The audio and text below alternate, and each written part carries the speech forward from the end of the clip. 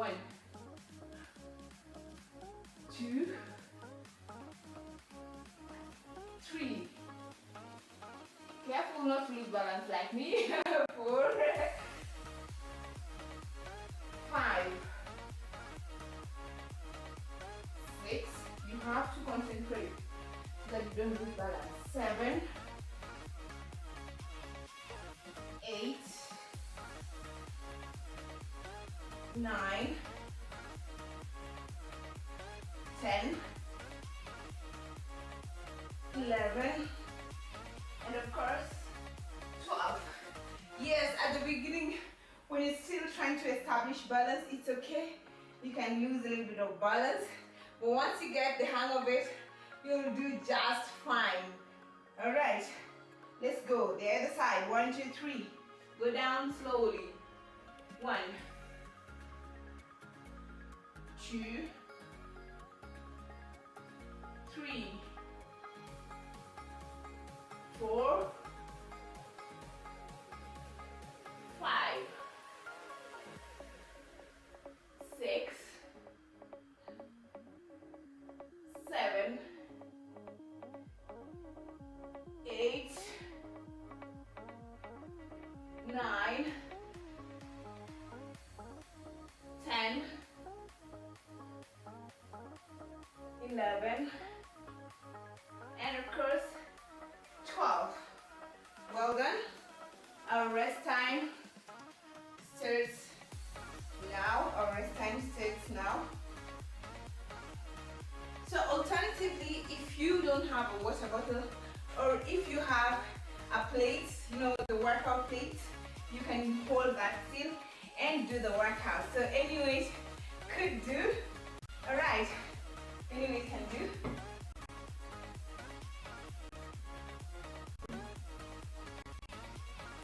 We have 5 more seconds. 5 more seconds. And there we go. Time's up. Time's up. All right. There we go. Let me secure my hair. This is falling apart. It's coming out. Sorry for that. All right. Let's go.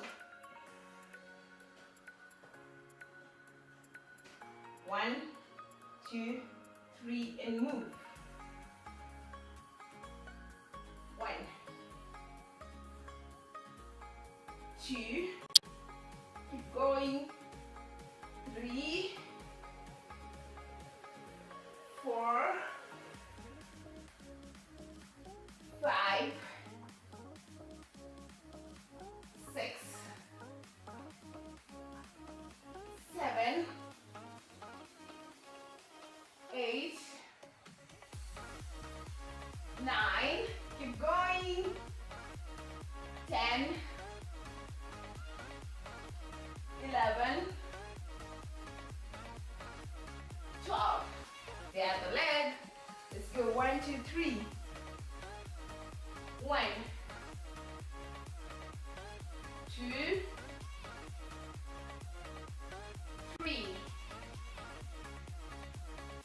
4, 5, 6, 7, 8, 9, 10, 11, and of course 12. Well done, well done. If you're still struggling with balance, it's okay, you'll master it soon. Our rest time starts now. Our rest time starts now. If you're still struggling with time, it's okay. It's okay. All right, there we go. Still waiting for the timer. Still waiting for the timer.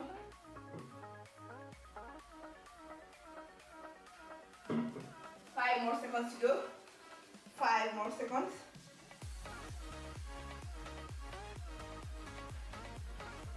And time's up. Time's up. All right. 1, 2,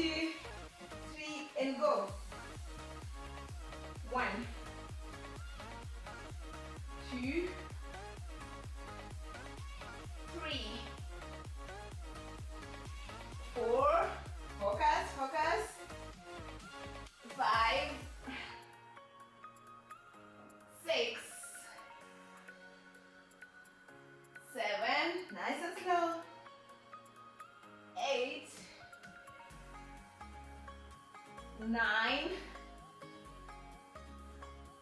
10, 11, 12. The other leg. Let's go. 1, 2, 3. 1, 2, 3, 4, 5, 6, 7, 8, 9, 10, 11, 12. Now that was the last set, but I want to explain something. If you notice when I'm doing this workout with this side, I lose a little bit of balance. It just means that probably my right leg is stronger than my left leg. And the reason for isolation is so that each and every leg can put in a workout so that the development is the same. So I'm going to do, if you find yourself in that scenario, you do slightly more on the weaker leg. So I'm going to put in 10 more repetitions on my left leg. Let's do this. Find your weaker side and let's do this together. 1, 2, 3, go. 1, 2, 3, 4, 5, 6, 7, 8, 9, 10. So every time you find yourself with the weaker side, put a little bit more effort on that side until the strength level comes up to the level of the other leg. Alright, okay, our rest time starts now. Our rest time starts now. Our rest time starts now.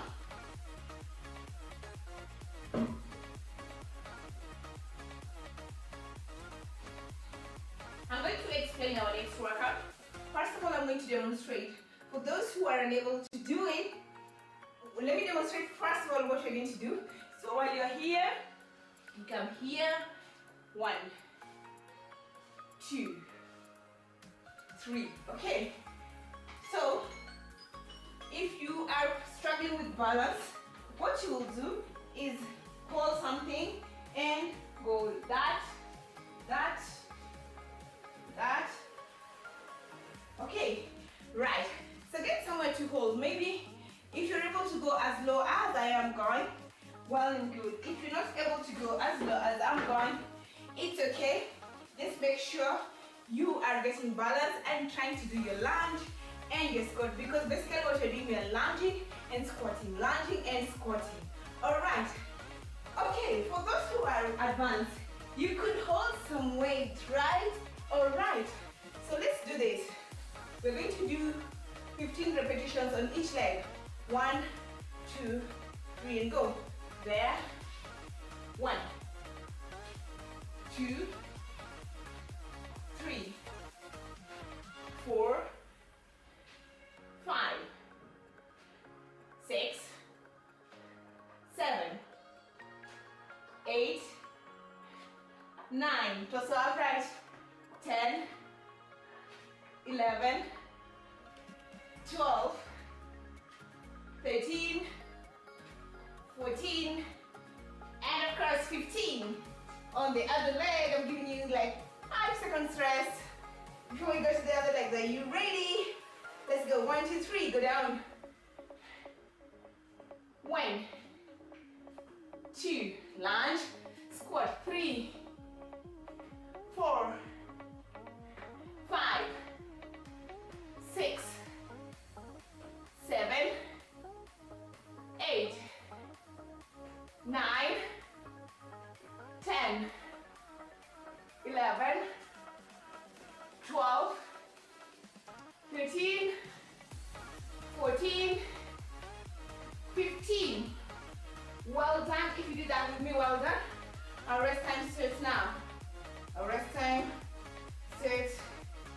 now.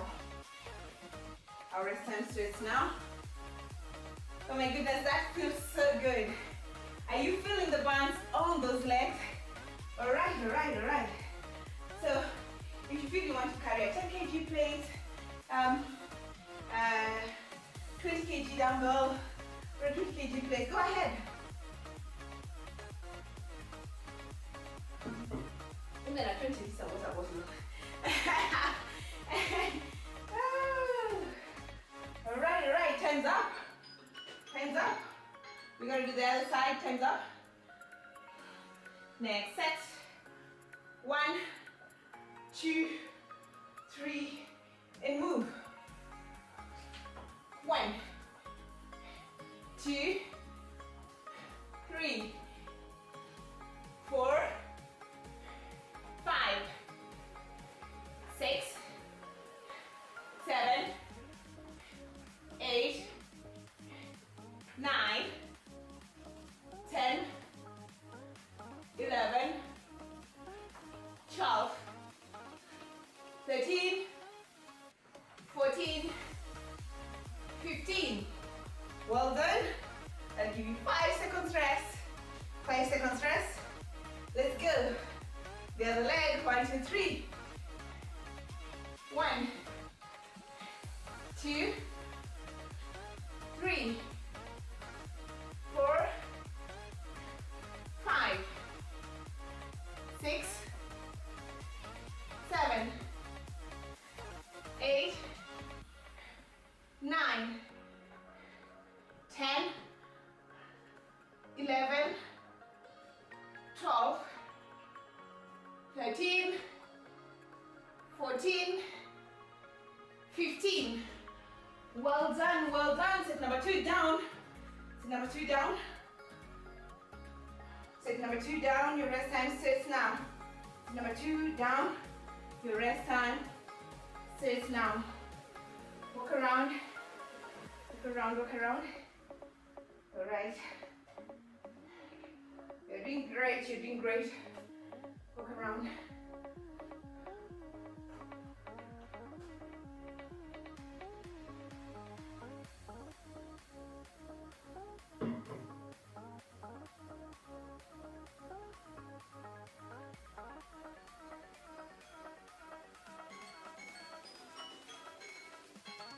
Our time's up. Our time's up. Our time's up. So we go for the last set. Last set. Last set. 1, 2, 3, and go. 1, 2, 3, 4, 5, 6, 7, 8, 9, 10, 11, 12, 13, 14, 15. 10 seconds rest. No, 5. All right. All right, all right, all right. Let's go. 1, 2, 3, and go. Lunge, squat. 1, 2, 3, 4, 5, 6, 7, 8, 9, 10, 11, 12, 13, 14, 15. Well done, well done. If you did that with me, it's amazing, it's amazing. Our rest time starts now. Our rest time starts now. Walk around. Walk around, walk around. You're doing an amazing job. You're doing an amazing, amazing job. All right, take some water.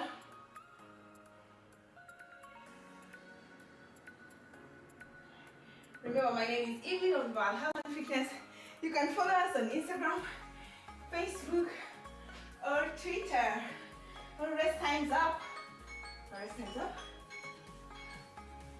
So if you realize most of our workouts today is involving a single leg at a time, which is perfectly okay because we're trying to bring strength in each and every leg. So move that chair closer or whatever surface you're holding, because we're going to do, kick back. You're going to, make sure you're squeezing your bum, all right? We're going to do 12 on each leg, non-stop. Non means without stopping, all right? 1, 2, 3, and go. 1, 2, 3, 4, 5, 6, 7, 8, 9, 10, 11, 12. Well done. The other leg. 1, 2, 3. 1, 2, 3, 4, 5, 6, 7, 8, 9, 10, 11, 12. Now the other leg is starting to burn, but we said non-stop, so let's go. 1, squeeze. 2, 3, squeeze that bum. 4, 5, 6, 7, 8, 9, 10, 11, 12. Let's go to the other leg. I hope by now you realize that the standing leg is burning. Let's go. 1, 2, 3, 4, 5, 6, 7, 8, 9, 10, 11, 12. One more set. One more set. Let's go. 1, 2, 3. 1, 2, 3, 4, 5, 6, 7, 8, 9, 10, 11, 12. On the other leg, on the other leg. 1, 2, 3. 1, 2, 3, 4, 5, 6, 7, 8, 9, 10, 11, 12. Clap for yourself if you pulled through 12 times 3 non-stop. This is on fire for real. Now we're going to do our last workout for the day. Our last workout is going to be a wall sit. We're going to do I know some of us can't sit on the wall, and it's perfectly okay. We are going to start slow. So we're going to do 30 seconds wall sit, 30 seconds rest, 30 seconds wall sit, 30 seconds rest. Also, as we do the last workout, remember our next episode will be with Peter. So you go to the wall and sit like that. Make sure your legs are at 90 degrees. Alright, so I'm gonna put the timer. Remember, our next episode is with Peter, so don't miss out. Alright, I'm right here, feeling the burn and feeling good.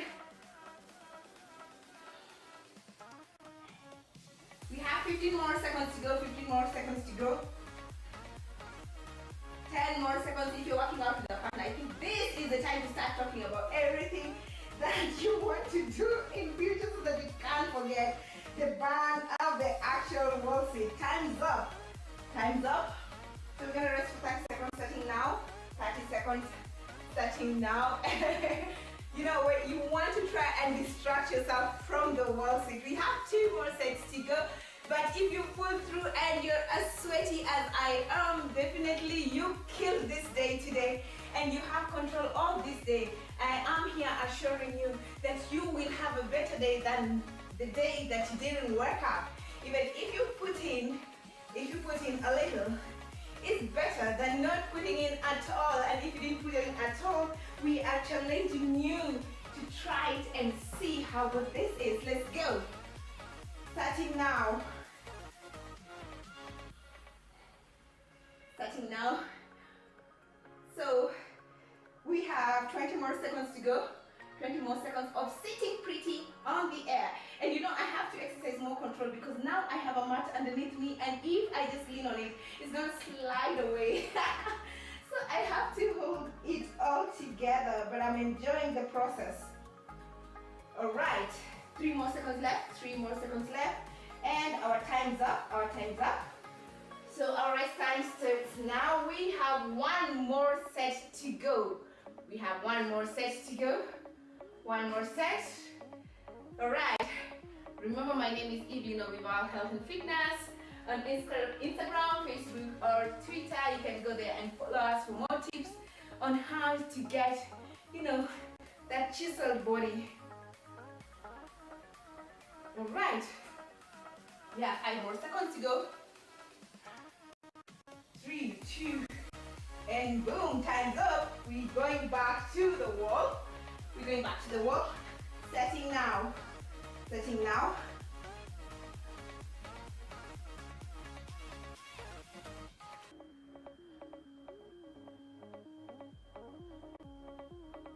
All right. We have 15 more seconds left. 15 more seconds left.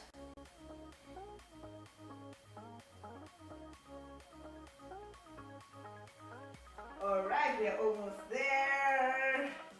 And there we go, time's up. Well done, well done. If you killed your workouts today, well done.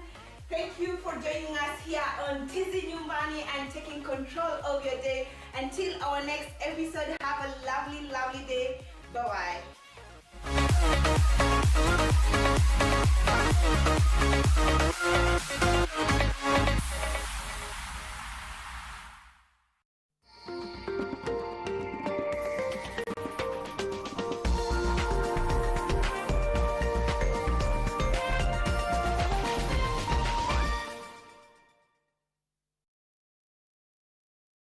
From far with you.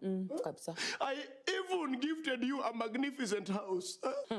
Rosa, it's the thought that counts. Please help me. When it comes to fever, you need to be both. Panadol Baby and Infant starts to work on fever in 15 minutes and is gentle on the tummy. Panadol Baby and Infant, tough on fever, gentle on your child. Hello, Susan. Yes, you. Holding that pack. I know you've been avoiding me because in the past I've made you uncomfortable. Maybe even caused you pain. But I want you to know that I have changed. For you. Hey, what is this? You can love me again if you're willing to give me another chance. Meet me at aisle 4.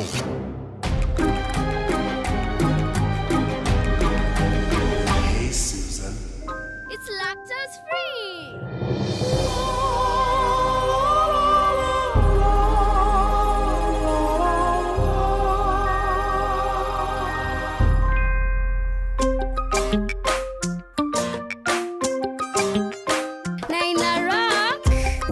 You love milk, and now there is milk that loves you. With Gold Crown lactose-free milk, you can enjoy the richness of natural cow's milk without any of the digestion discomfort. Gold Crown lactose-free milk that loves you.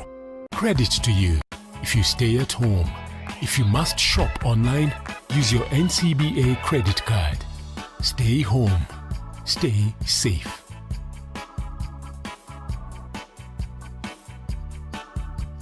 ninakungoja Yesu, ninakungoja, ninakungoja. I was thinking today, I'm going to stick with the empty tomb, and I want to make a big deal out of that. And I know for most of us evangelical Christians, we are very familiar and very comfortable with the space of the cross and the death of Christ. But we don't think too much about the resurrection. And yet, if Christ had died and remained dead, there would be nothing for us to celebrate. Yesu nimefinywa sana.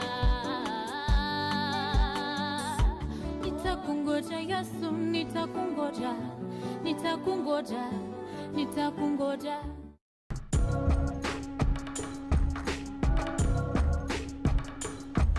We are checking out all things art, and what's even cooler is the choice of canvas. Exactly, Nick, from body art to henna to tattoos, and who knows, I may be brave enough to get a tattoo for the second time on air. Okay. Yeah. I'm going to be meeting up with a digital artist who's really good on the computer, but she's also the awesome conventional painter. Amazing, and we'll be checking out some graffiti artists a bit later. Oh yeah, it's going to be a wicked one. Did you know that you can join Safaricom Sacco? Membership is open to individuals, and corporate employees can also be enrolled on checkoff. As a member, you save and enjoy affordable loans at favorable interest rates and mortgage facilities. Safaricom Sacco, empowering you.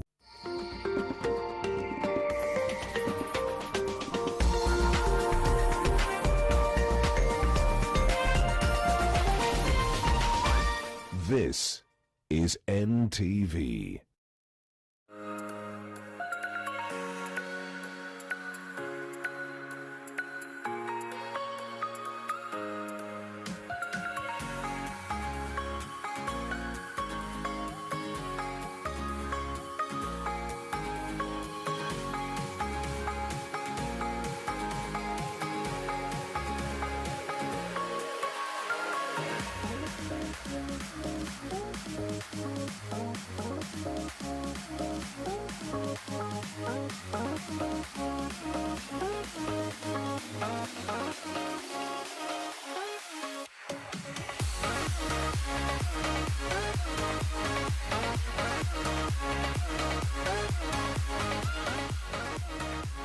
Hello, East Africa. It's Thursday, the 15th day of October, and it's Global Hand Washing Day, which this year focuses on the links between hand washing and food, including food hygiene and nutrition. Good morning and welcome to the show. My name is Joseph Warungu, and coming up, we focus on the current hand-washing situation in Kenya, including water supply and sanitation. Have things improved or gotten worse in the last 7 months since the pandemic struck?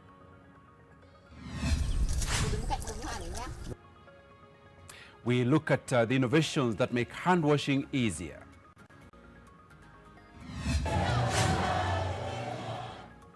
Nigerians take to the streets once again in Lagos for fresh protests against police brutality. Schools have reopened now, but what is the situation regarding water and sanitation?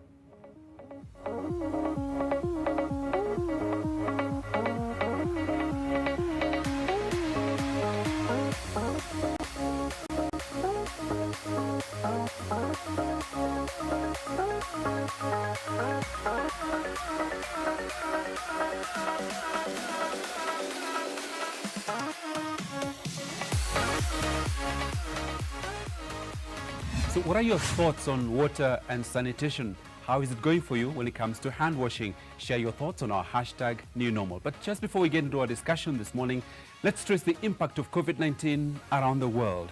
And the global numbers as we speak, 38,743,864 people have been confirmed positive for COVID-19.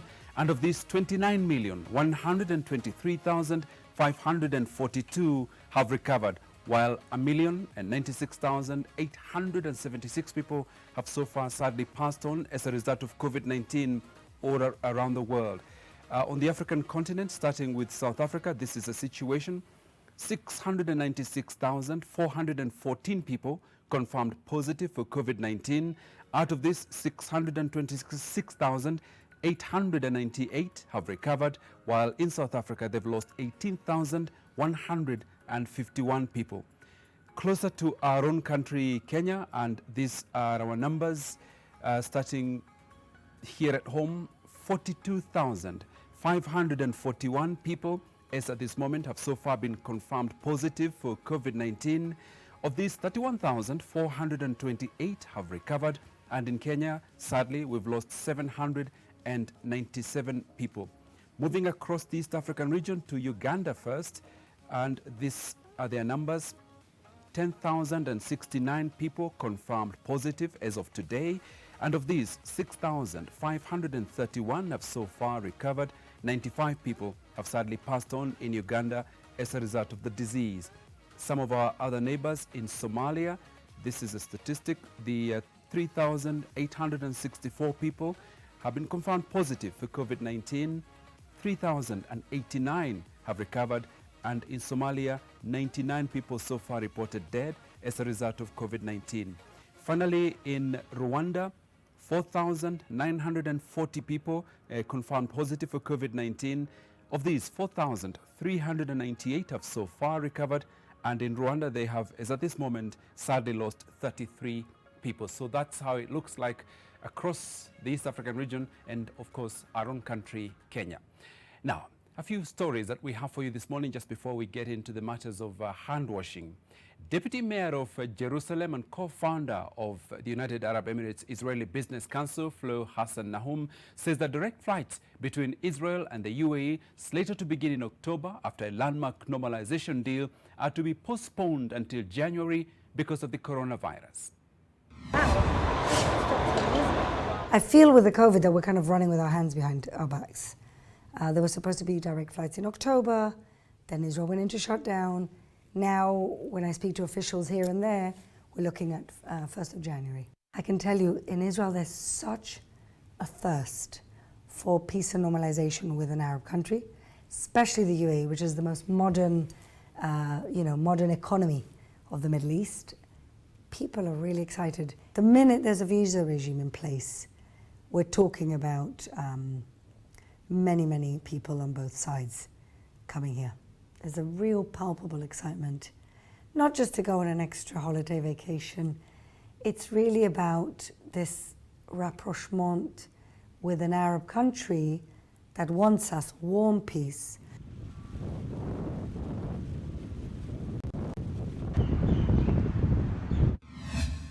Quite a lot of concerns there, and indeed other parts of the world, as threats of a second wave begin to affect many nations. 5 days after the lifting of sanctions, the chief of the West African Economic Bloc, ECOWAS Commission, says that the Ghanaian president, Nana Akufo-Addo, who also heads the regional organization, took note of the progress made in Mali. He arrived in Mali on Sunday for an official visit after the group lifted sanctions placed on Bamako following an August military coup. The 15-nation ECOWAS ended its sanctions after Mali agreed to a transitional government on October the 5th in the wake of the military rebellion that ousted President Ibrahim Boubacar Keïta.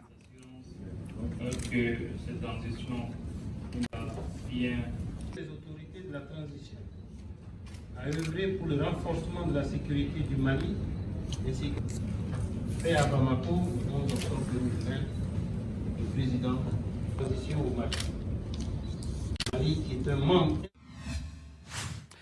To Nigeria next, and at this private school in a wealthy district of Lagos, new sanitary measures are in place for the students' return as schools across the country reopen fully after 6 months of closure due to health measures to fight the coronavirus pandemic.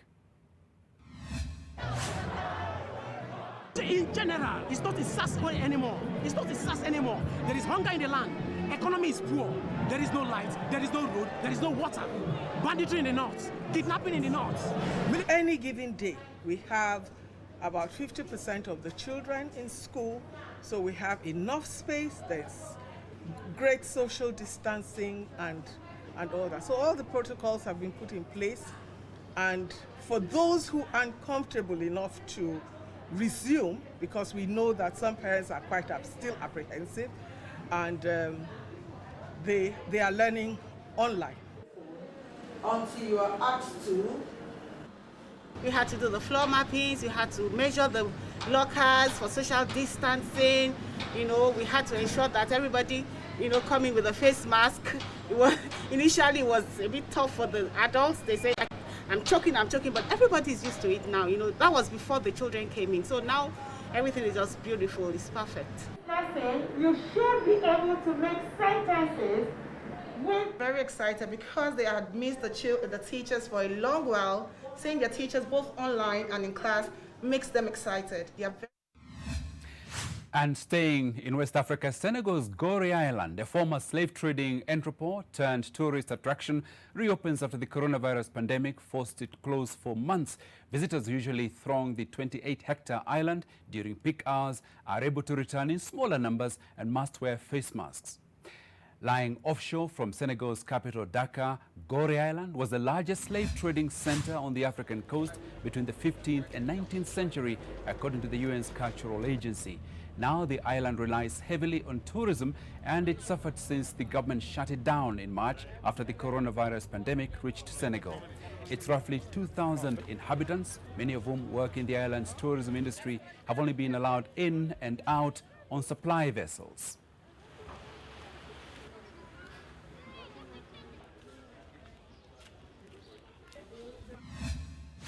Radical left-wing economic freedom fighters EFF leader Julius Malema calls South African police cowards, referring to clashes between authorities and farmers during which a police vehicle was set on fire following the murder of a farmer.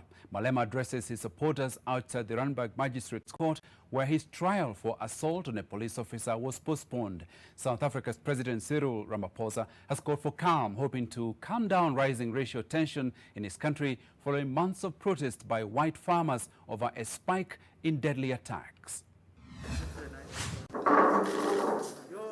That black boy who killed a white man must go and rot in jail. It's not our problem. We do not protect criminals. But we will never allow white men to show us what they showed Mandela during the negotiations. That thing must have ended there. That white arrogance should have ended there. It can't continue now, 25 years into democracy. You are cowards. We are not cowards. And back to Nigeria briefly, where they've taken to the streets once again in Lagos for fresh protest against police brutality, bringing key roads to a standstill. Hundreds of people gathered at Lekki toll gate in Lagos, where many also voiced criticism of President Muhammadu Buhari. In general, it's not a SARS anymore. It's not a SARS anymore. There is hunger in the land. Economy is poor. There is no light. There is no road. There is no water. Banditry in the north. Kidnapping in the north. Militants are fighting. What do we voted you for? We voted you for you to bring that change to us.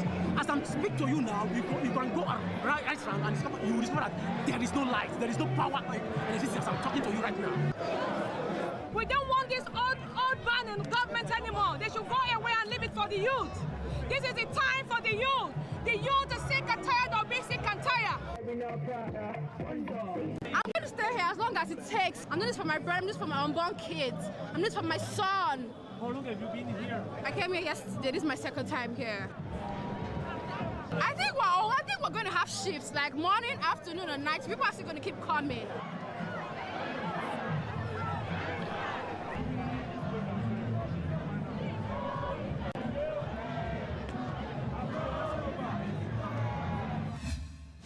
Okay, fighting police brutality in Nigeria there. Now, a common characteristic for cities in the country and across the world is the availability of safe public spaces such as recreational facilities, a clean environment. In Eldoret, reclamation and rehabilitation of such facilities is ongoing. The country has also achieved up to 7% forest cover.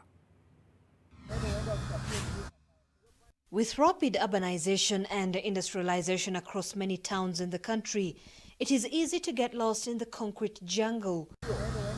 In Uasin Gishu County's Eldoret, however, the narrative is quite different. Within the fast-growing town's central business district is Nandi Park, a recreational facility rehabilitated to provide a public space for dwellers to catch a break and reconnect with nature. Napenda kukuja hapa kwa sababu nasikia hewa nzuri nafurahia, naona watu vile wanafurahia hapa kwa sababu ni sehemu nzuri. We have so many trees around here, so the atmosphere is serene. Best known for agriculture and athletics, Uasin Gishu County is now expanding its economic scope to include tourism. Our major project that we have now embarked on is the Eldoret Arboretum. Up to 14 million tree seedlings have been ploughed into the ground in the last 2 years, a majority being indigenous. River Susiani also, we have also plans in future after we are done with the Arboretum. We are going to take the lower part. After we finish the upper side, we shall take the lower side and have a green space also. I'm standing at the source of River Sosiani, which is responsible for feeding 2 dams, which supplies about 50% of water to the residents of Eldoret town. Our water demand is about 60,000 cubic meters per day, and our total production as we speak now is about 46,000. But there's a project that is ongoing now that is going to give us additional 24,000 cubic meters. But a growing population means a growing sanitation and garbage management burden. The county says it has improved its infrastructure. If you walk around, you'll find that we don't have garbage around. We have embarked on proper collection of garbage and also transportation of the garbage to our dam site. Okay, so welcome to our discussion, and this morning on the Global Day of Hand Washing, we're looking at water and sanitation, and we brought together a panel of people, experts in this field, who have a thought or two on this issue. First of all, here in the studio is Mr. Adam Mohammed, who's the head of Division Water, Sanitation and Hygiene at the Ministry of Health. Karibu sana. Thank you, Joseph. Okay, we're also joined in the next door studio by Mr. Martin Moshangi, who is the Director, Water, Sanitation and Hygiene and Neglected Tropical Diseases Program at AMREF Health Africa. Good morning and welcome to the program, Bwana Martin. Thank you, Joseph. Via Zoom, we're joined by Dr. Miriam Asa Sidibe, Chair and Co-Founder, the National Coalition Compact on COVID-19. Dr. Sidibe, welcome to the program. Thank you very much. Thank you for having me here today.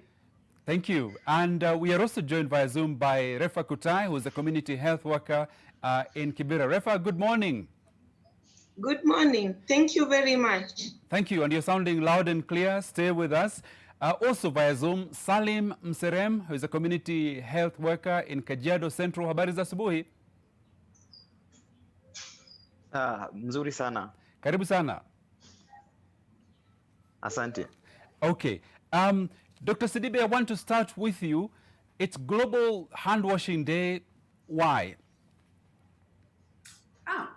We've known for a really long time that hand washing is the best line of defense for many childhood diseases. So hand washing with soap, in terms of reductions of diarrheal disease, respiratory infections, hand washing with soap could save over 600,000 lives. And we knew that before COVID-19.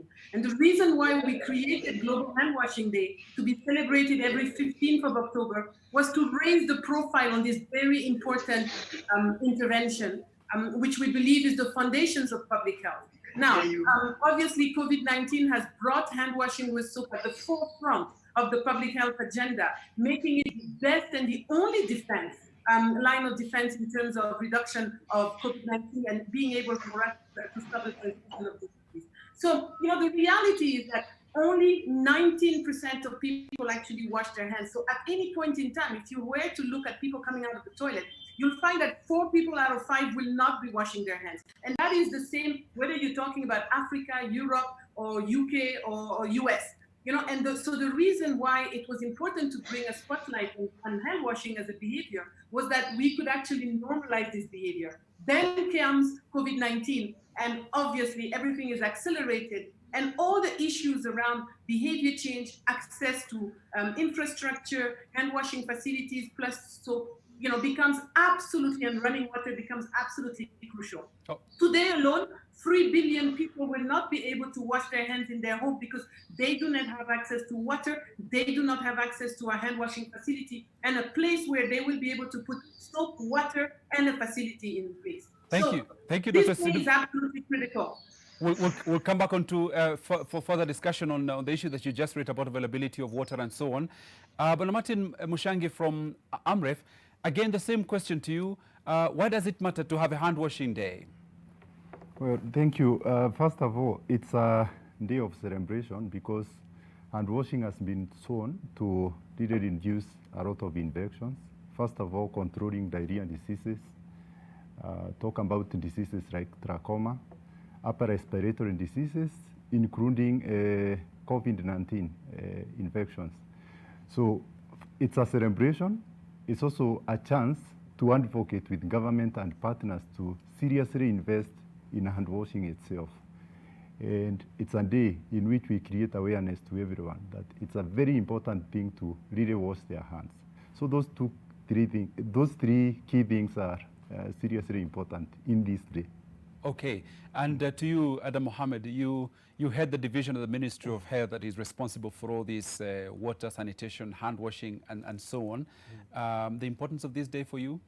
Yes, Joseph, thank you very much. And viewers, I'm happy to be part of this panel discussing simple, doable, high-impact public health requisite that we assume that is happening and is not happening.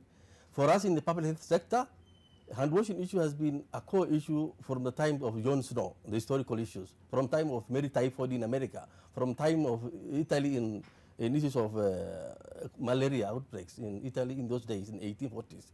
But immediately, the microscope was discovered by Robert Koch in 1884. Then we were able to test everything and identify what was the causing issues. Then the transmission-based precautions were put in place in the public sector. And this way now we discovered in all our private healthcare facilities in Kenya now, 40 to 50% of the cases that are coming are basically wash-related. And many of these things are actually hand hygiene issues, personal hygiene issues, simple, doable, high-impact, requisite that we are not able to do. We had been celebrated in Kenya for the last 30 years. Today is the 13th year when WHO, the World UN declared hand washing to be something commemorated every year from 2008. And Kenya won the cup, the global cup for hand washing. We were able to bring 10,000 children at one point in the schools, where we got the global, the Guinness World Record in 2011, and we got the championship. And the next year, 2012, we were runners-up in the world. And since then, we have been celebrating this because we know this is where the problem is. And a study done by WHO, done by UNICEF and many other partners, including School of London and Tropical Medicine and Hygiene, discovered that hand washing actually is not practiced, though it can reduce many of these things, including the diarrhea, up to 42 to 44%. And we know with even COVID-19, respiratory being an issue is one thing that we discuss, and I think is a key issue, and we want to remind Kenyans, though people think it's a simple thing, people sometimes wonder, why are we talking about hand washing? But this is the key, this is the primary issue that we need to be discussing, and I think the panelists have already mentioned, and it's a great issue. Thank you. Okay, thank you so much, Mohammed. Now, let me come to you, Ramadan Salim, your community health worker. Sasa huko uliko Kajiado, watu hii shughuli ya kunawa mikono inaendeleaje? Okay, shughuli ya kuosha mikono Kajiado inaendelea vizuri. Ukizingatia kwa jinsi za kunawa mikono. Endelea? Naona kama kidogo. Wakifunzwa mara kwa mara njia na jinsi za kuosha mikono, na pia umuhimu, kwa sababu si kuosha tu mikono, pia kuna umuhimu ambao. Samani Ramadhan, kidogo itabidi tusafishe line yako kidogo tuweze kuwa na mawasiliano mazuri. So let me turn to you, Refa in Kibera. How has it been going in terms of encouraging and supporting people to wash their hands? Okay, first I would like we need to understand what is global hand washing. Global hand washing is a reminder advocacy of hand washing with soap and running water, of which will make us not to get germs and keep diseases at bay. Huku Kibera, kunawa mikono kunaendelea vizuri sana. Tumefunza wanakijiji jinsi ya kunawa mikono vizuri na tunaona magonjwa yamerudi chini sana sana sana. Okay, asante. Tutarudi kujua changamoto ziko wapi. Now, Dr. Sidibe, you referenced COVID-19. What impact has it had in terms of our behavior and attitudes to, cleansing and washing our hands? In every pandemic, and this is not new, we've seen this with SARS pandemic, for example. When fear is instigated, we've seen that with cholera outbreak. When fear is instigated, the rates of hand washing with soap rises. So everybody's rushing around at the beginning and everybody's washing hands.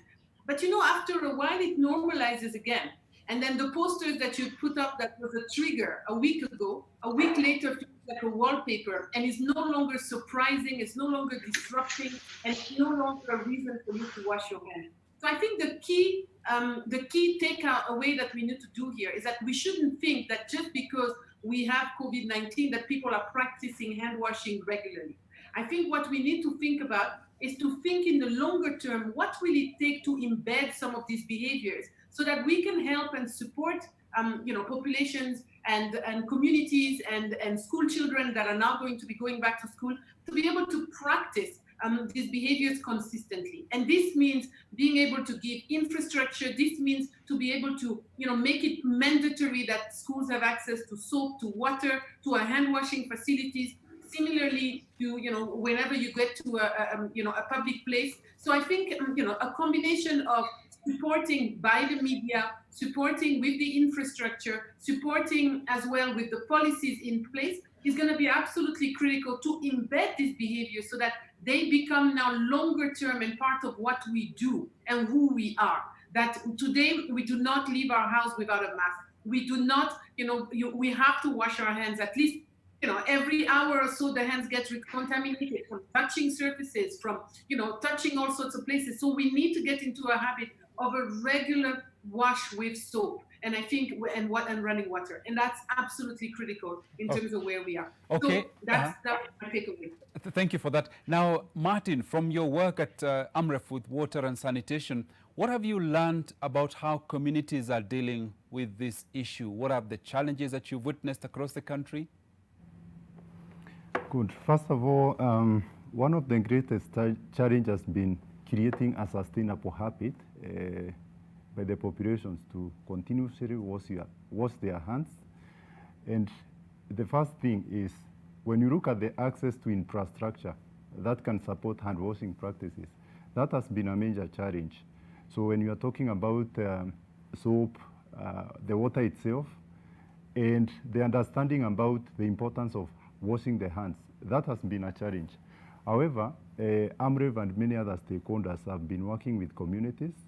First of all, raising the awareness, and then the second thing is seriously working with them to innovate ideas, to innovate methods, to use social influencers like church leaders, teachers, and all that, to ensure that communities, pupils understand the importance of hand washing. So AMREF is committed, and many other partners, to ensure that we walk the journey together with the Kenyan population in ensuring that this becomes a behavior, access to the products and the infrastructure is available, and more importantly, we are able to speak to evidence of what hand washing can do in terms of the impacts to public health.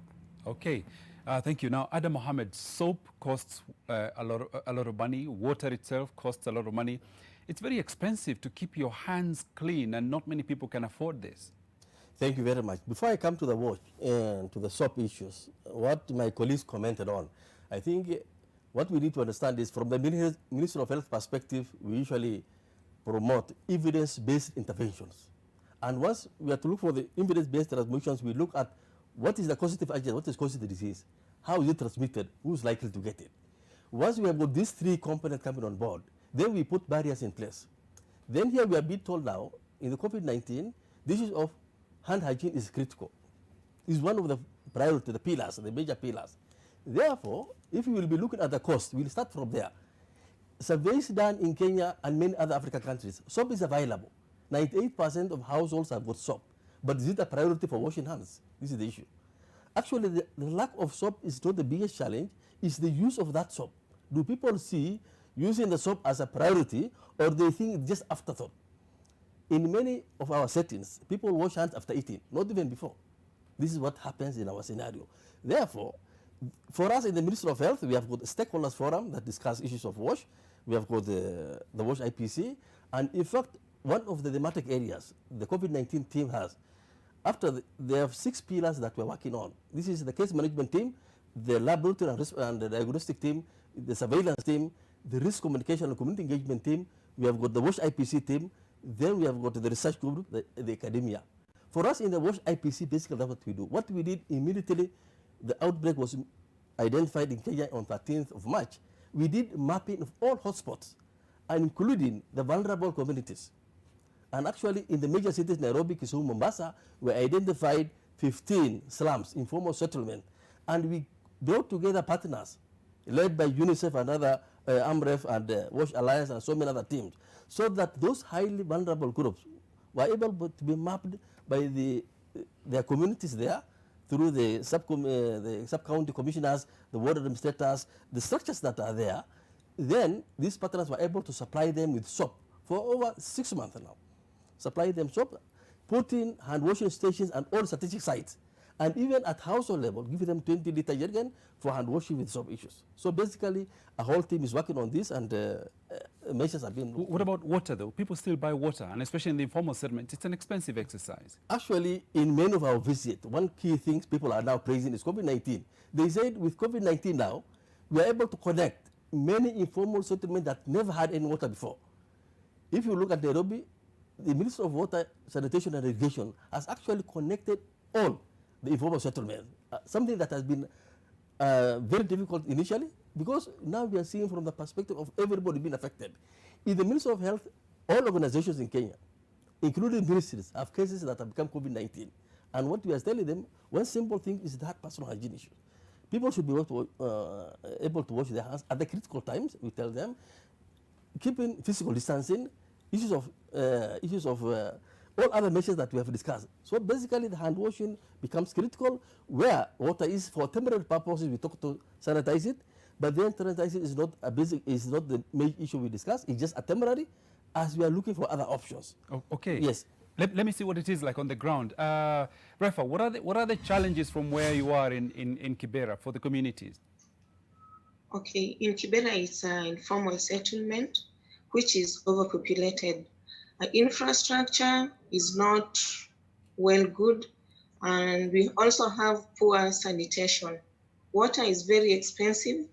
We are buying water for a jerrycan of 20 liters at 50 shillings as per now. Yeah. And so how many people are able to access water given the expense involved? Sorry?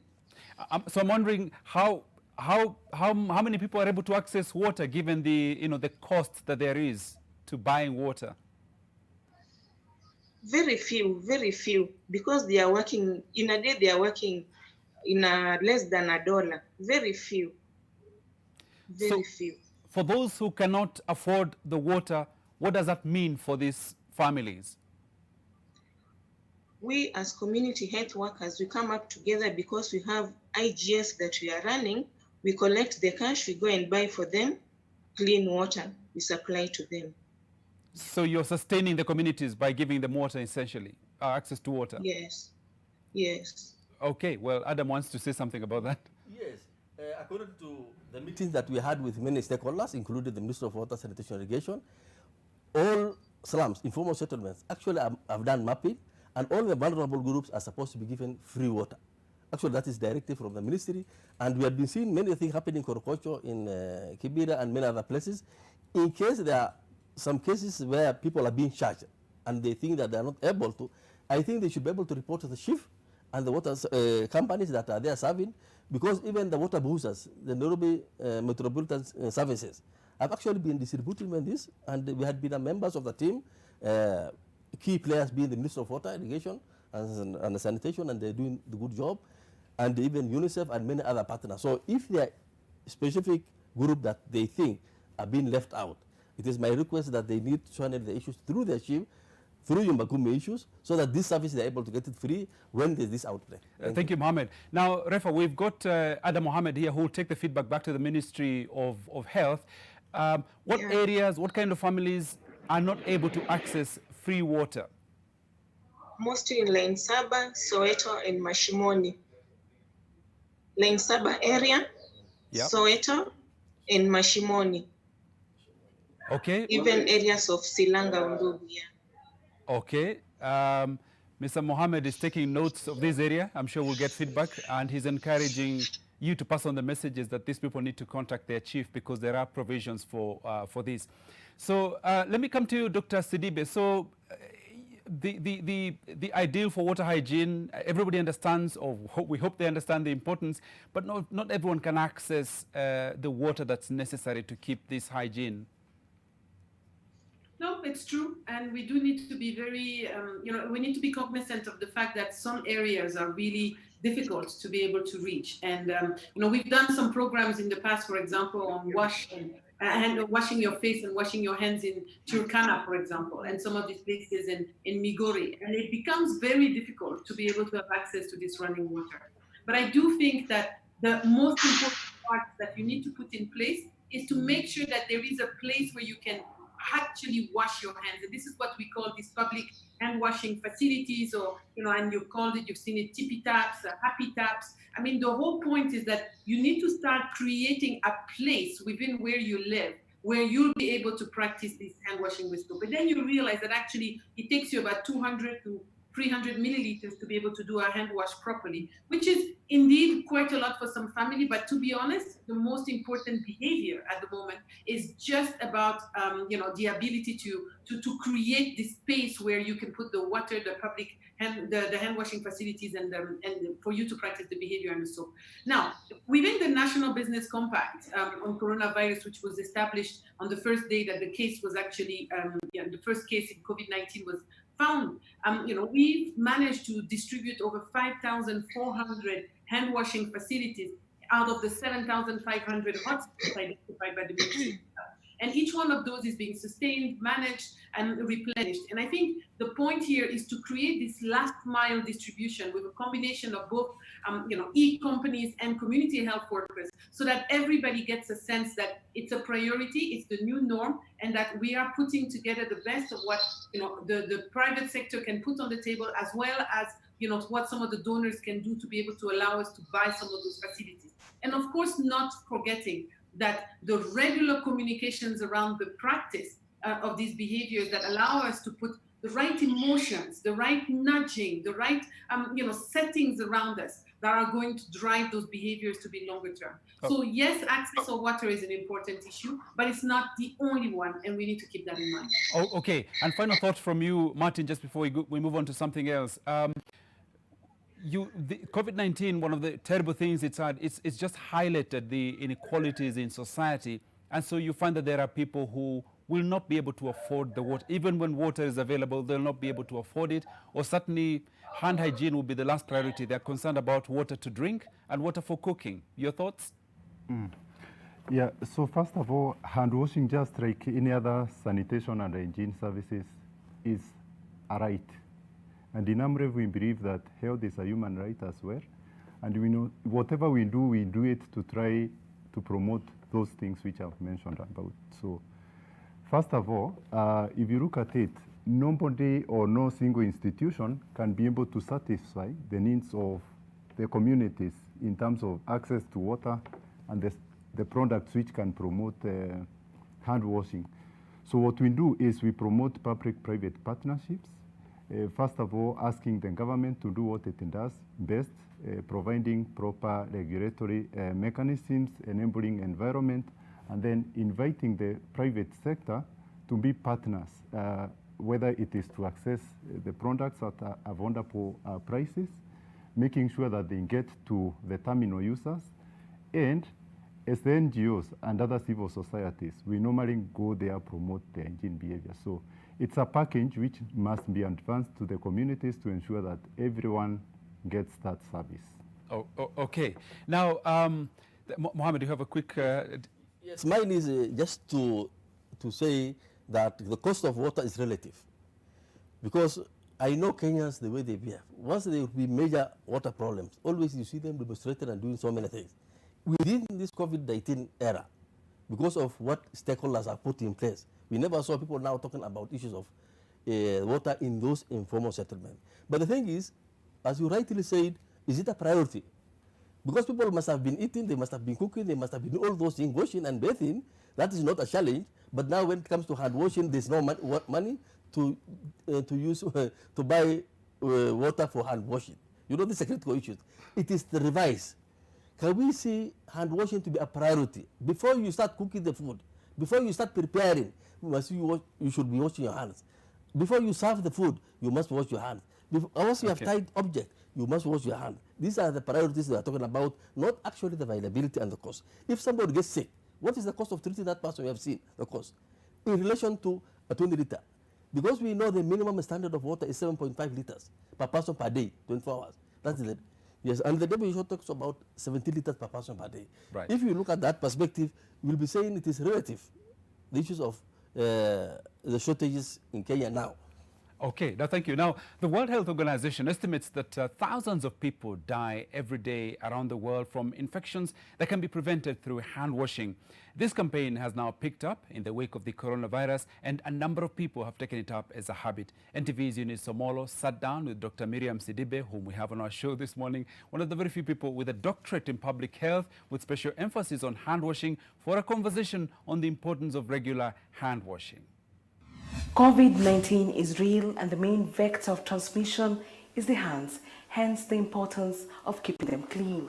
This is probably one of the most emphasized message, but none of this is new to Dr. Miriam Sidibe. We realized that that was the best line of defense for a lot of the global killers like diarrhea and respiratory infection. And today, in this global pandemic, hand washing with soap remains still the best line of defense in terms of the prevention of coronavirus. People are terrible in terms of washing their hands in normal times. We know that the global rates are about 20%, so 4 people out of 5 would walk out of the toilet without washing their hands. So that's the global data that we have. 1 in 5 people do not wash their hands. Only 3 out of 10 people who wash their hands use soap. 4 out of 10 people do not wash their hands after sneezing, coughing, or blowing their nose. An average person takes about 6 seconds to wash their hands after visiting the toilet. The amount recommended to adequately wash hands using soap and water is 15 to 20 seconds. Making sure that you enable the environment, that people can practice hand washing. Don't assume that just because you've told them wash your hand that they will. You need to make sure that you make hand washing with soap and water visible to them. Every 30 seconds you come into contact with about 840,000 types of germs. The situation is grim for those who do not wash their hands after visiting the toilet. Even 1 gram of human feces can contain 10 million viruses and 1 million bacteria. This fecal matter often finds itself on items we handle on a daily basis. Studies show that more women than men naturally often wash their hands with soap and water. We've seen even during SARS, and the evidence exists, that you will get a lot of hand washing at this time because people are scared and they feel vulnerable about their life. But then you realize that after that they go back to their real habit. And I think this is why, and the habits are basically that, it's very easy to deprioritize hand washing in the middle of, very busy days. And as the coronavirus sweeps through much of the world, experts are issuing a viral wake-up call to the world to stand up against not just the virus, but other germs through hand washing using soap and water. And basically it is in a membrane that's like a fatty layer. And what the soap does, it actually breaks down that fatty layers in this membrane. So then basically it then, removes the virus. So that's why soap is the best, and any soap. And as such, a number of Kenyans are having to come up with innovations to maintain this habit. Dr. Sidibe, that was the recorded version of you. We have you live. Now, this disparity between behavior of men and women, what's the reason for this, possibly? Women are more disciplined than men, maybe. Really? Women are more disciplined. I think you'll find that in school, for example, it's easier to get the little girls to comply to the routine than maybe men or little boys, and that's the reality of where we are. But I think all this can be changed. I don't like to put behaviors within constrained by gender, because I think that's not fair. I think it's more a question of creating a routine that's driven by maybe by status, by putting, giving the right motivations to people. We found that there's a couple of things that work really well across all genders. For example, really being able to show to people that they have things on their hands that they normally can't see.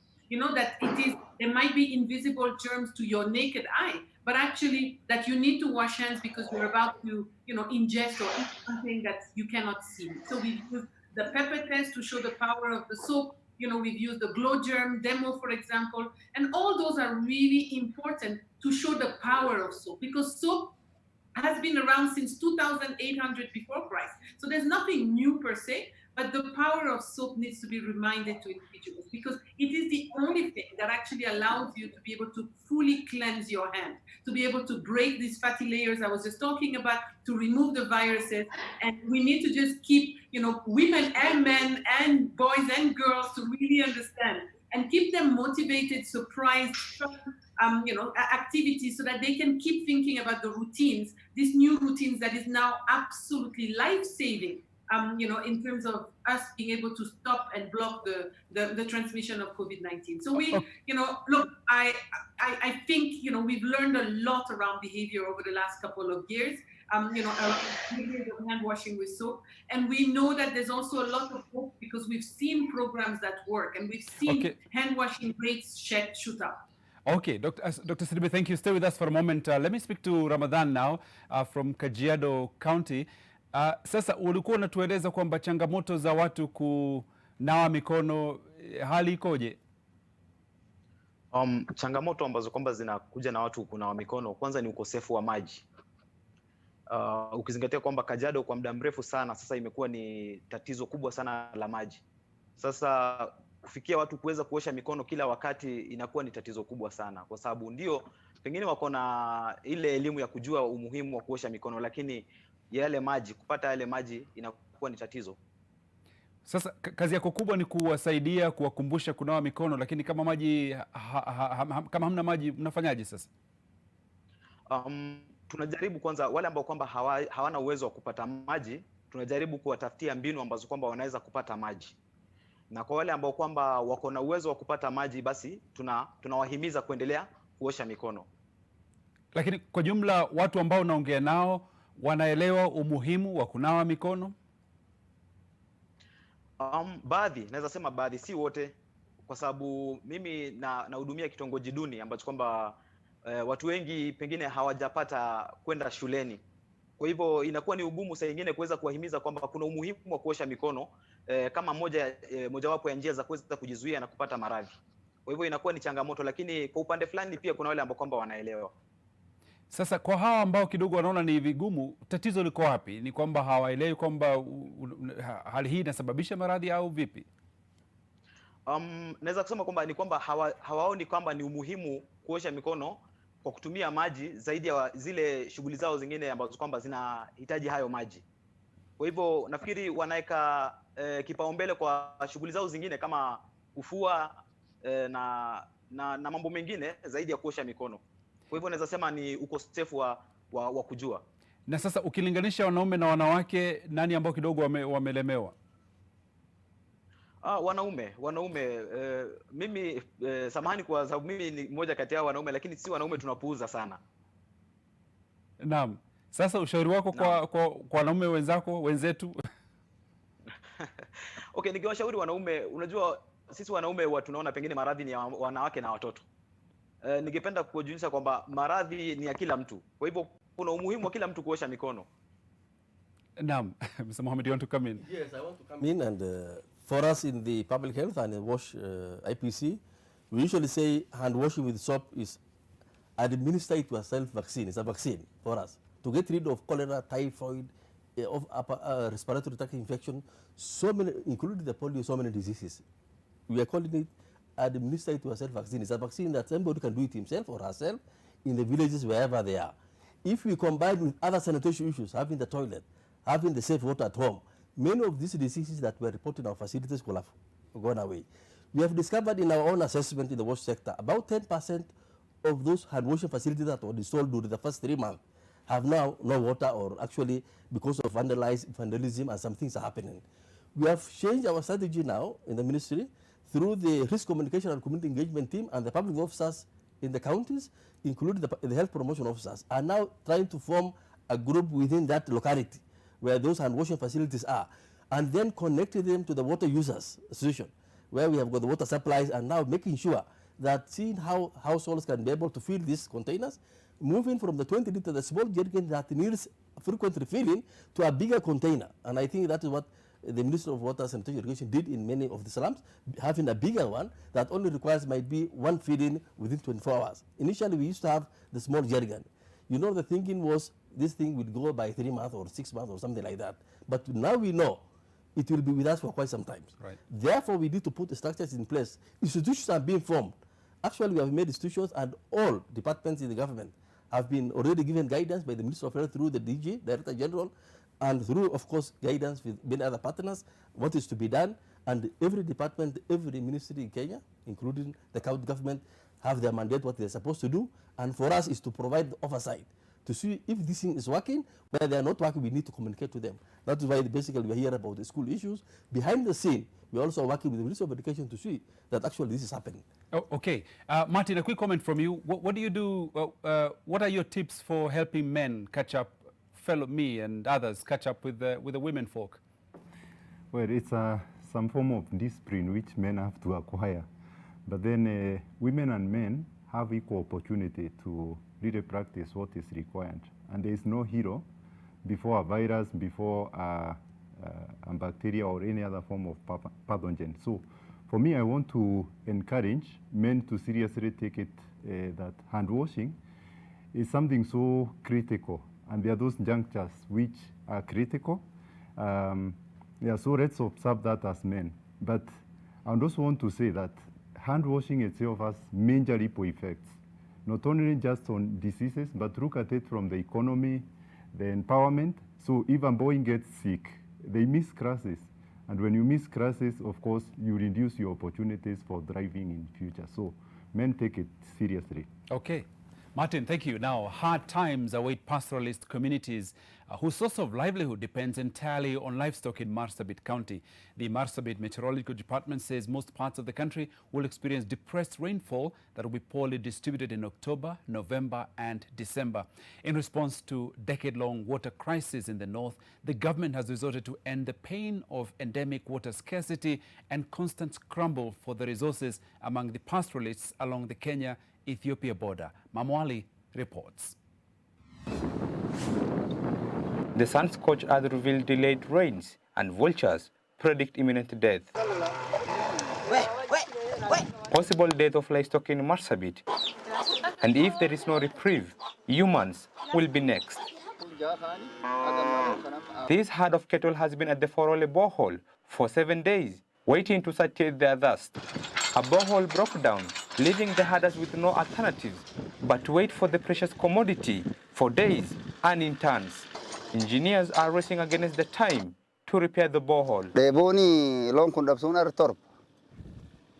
Long kuni aye long dapsun torba kuni loni am olla tokko gose tokko amma wan dillun ke rarat khan dapsun torba kham khum jirani sidan debu khungudu arkanu qab. The more water becomes scarce, boreholes that are meant to be a well of life become poisonous as water levels continue too deep. Most of the boreholes in Marsabit area, the water is saline, and we have a case where we lost a lot of livestock in this area by taking saline water. So these are some of the challenges, and also the yield of the boreholes are very low, between 1 to 5 or 10 cubic meters. For pastoralists in Marsabit, they are facing an ominous drought. Crossing to the Ethiopian side, which has plenty of water, is not an option. Water is the new oil that communities are ready to defend fiercely. Wakati hatuna maji, tuko na shida ya vita. Hiyo shida ya vita inatokea kwa sababu ya nyasi na maji. Sasa tukipata maji, hakuna shida ya vita, nadhani itaisha. Yes, as much as maybe there is water, enough water, just around 23 kilometers inside that Ethiopian side, our people are not benefiting. Why? Because of one, the peace still was not there.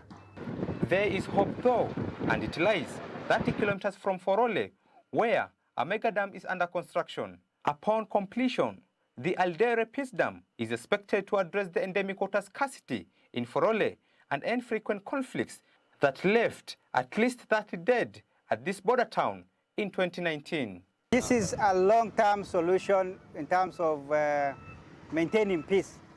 Our local community will not be moving so much now to the other side of the Ethiopia to look for water. We'll have enough water here, and we'll also support our neighbors, because now this water is sufficient to cater for them. The 229 million shilling dam is set to be completed in December with a 648,000 cubic meter capacity to serve at least 11,000 households and 164,000 livestock. Insecurity, however, remains a challenge in implementation of the Vision 2030 project. Mamo Ali, NTV, Marsabit. Okay, now, Dr. Sidibe, I'm conscious that we have to let you go in a few minutes to attend the official World Global Handwashing Day. Your thoughts on this? The Met Department is warning us we may not have as much rainfall as we traditionally would. Are you concerned about scarcity of water and now talk of water rationing in Nairobi? What this might do to our newly acquired or reinforced habit of hand washing? Yeah, I'm very worried. I'm very concerned about the availability of water and the ability for us to be able to continue, especially as now we're going to reopen schools and kids are going to be there and people are starting to gather in more, public places. So I think there is an opportunity here also to make sure we step up the use of sanitizers. I think we've seen a lot of local production happening, a lot of companies like, I think you've seen Diageo, AB InBev, you've seen EADL, for example, actually transform some of their manufacturing into manufacturing actually sanitizers. So I think we may want to rethink a little bit how every individual has its own sanitizers as well, because I think it's important when you go out and you can't really practice the hand washing that you use the sanitizer. But I am very concerned because the rationing of water in the moment in a pandemic like now is a real issue. And that's something that we need to all watch, because without hand washing with soap, we will not be able to control this pandemic. And that is the reality and the key message in today's Global Hand Washing Day. Okay, and Dr. Sidibe, before you go, you have a PhD in matters hygiene. You've focused a lot of your attention on even hand hygiene. Just what led you in this direction of focusing on our hands and hygiene? Look, I've been operating in this field for the last 20 years, and actually 2 weeks ago I was knighted professor of the practice of hygiene from the London School of Hygiene and Tropical Medicine. So the doctorate seems a really long time ago now, over 20 years ago. I think the idea is that I believed always that hygiene is the foundation of public health, and I was proven right, and I think COVID-19 is again proving us right. I think it's the foundation for social justice, and without health and well-being, there is no social justice unless you're capable in ensuring that everybody gets a chance to practice. I believe that prevention is better than cure, which was the reason why I decided to focus on hygiene. And I believe that a lot of this is led by our individual and community responsibility. So hence the reality and the desire for me to be able to practice that. And I have to say, I have practiced most of my public health in the private sector. I spent over 15 years in Unilever, a company where I spent most of my career, for example, leading a lot of the purpose-led brands that we have. And I also believe in the private sector and its ability to mobilize itself to really change the world. And one of the reasons why we have created Global Hand Washing Day whilst in Unilever was because if you are the world's largest soap manufacturer, it makes a lot of sense, both from a business and from a responsible citizen perspective, to be able to practice more. So that's it for me. Okay, Dr. Sidibe, thank you very much indeed for joining us this morning. All the best to the celebrations today, and we promise to keep taking care of our hand hygiene. Thank you. Thank you. Okay, thank you. And now we'll take a short break. We'll be right back with more on this conversation on hand washing. But before that, some comments from you on our hashtag New Normal. This is what you've been saying to us. Benson Kirehu, if you're close nearby bars and same shop, no water or soap in matatu, people full with no masks. Okay, Asante, we hear you. And another comment here is from Jacobis Kyoko Charles. I only wash my hands when bathing. Okay, what about when eating? We need to hear more of this. Abdinasir, you say, and why the government will not buy soap and water to the people who don't have a single penny? Kazi yao ni kuwa na bomolea watu manyumba. Haya, asante. Our Ministry of Health official is busy taking notes. Sabit Abdallah, you say, users with hand washing does not depend on soap alone. If the family is totally in a critical situation, not getting the soap at all, then they should be using ash as an alternative. Ash? Okay, I will ask our experts about that. Sabit Abdallah, you say soap is not very much challenge to hinder hand washing, but ignorance by the citizens. Thank you. We have another comment here from Kimando Kamukami. Our prayer is COVID-19 to disappear forever. Well, even when it goes, we still need to keep our hygiene going. Asante sana. Felix Davis, you say this virus is the funniest of all times. It fears soap. It does indeed, and that's why we can only attack it through soap, water, possibly also sanitizers. We'll be right back with more after this break.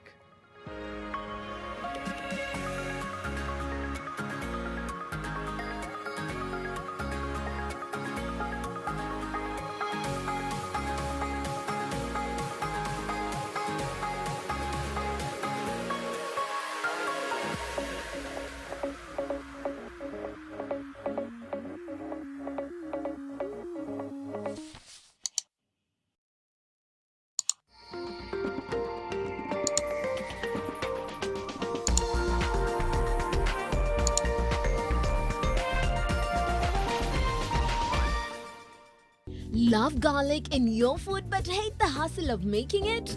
Introducing Fresh Fried Garlic, specially crafted with garlic oil for healthy living. The oil has a beautiful garlic aroma and adds an extra kick when used on your favorite meals. Fresh Fried Garlic combines wonderfully on salads, stir fries, marination for meat, or simply when sprinkled on your favorite dish. Try Fresh Fried Garlic today. Available in all leading outlets countrywide. Ukanunua choko yako ikuwe alamu, alafu bwana yako akakuja jioni, akakula hiyo alamu akaitengeneza kitoweo. Kuna karembo hapa kananiangalia kameshaka, kamecheka mpaka lipstick huko imeisha. Anacheka na mdomo ya choti. Our shelves are fully stocked and prices greatly discounted for you to make that quick and easy return to school. With thousands of back-to-school items, price cuts on your Chuo favorites, and points to score on your Naivas card. Back to school that's safe on your pocket. Naivas saves you money. Mix of the Week in association with Airtel. I don't charge my energy.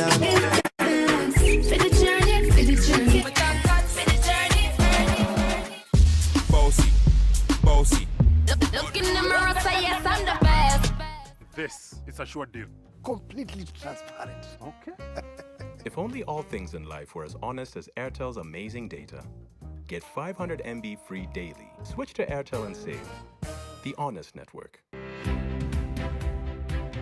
Immunizations are among the top 10 public health accomplishments of the 20th century and have contributed to the reduction in the prevalence of many infectious diseases in both children and adults.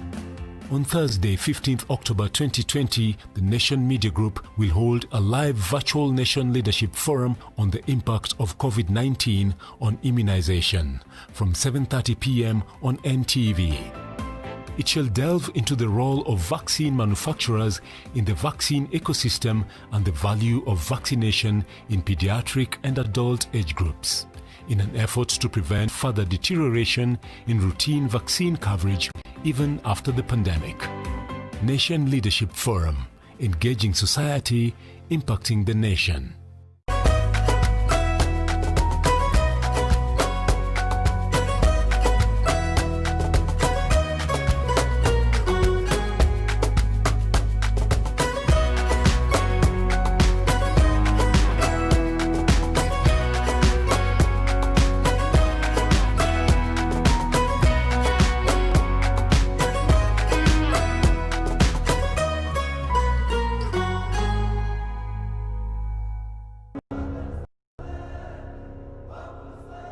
We are Nation, Africa's independent media brand.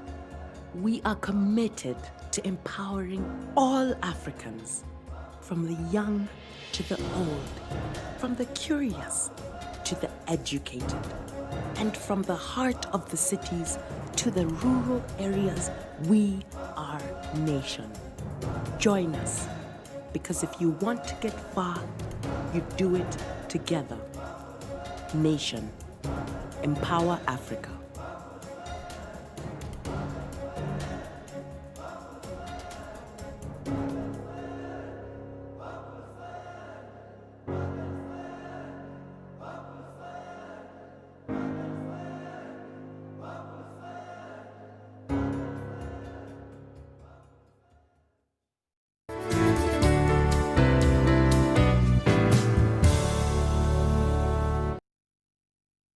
Get an 8-acre prime residential plot with soil merchants in Kisamis along Magadi Road at 148,000 Kenya shillings for cash buyers or 195,000 Kenya shillings for installment buyers. Come to our open day on 17th October.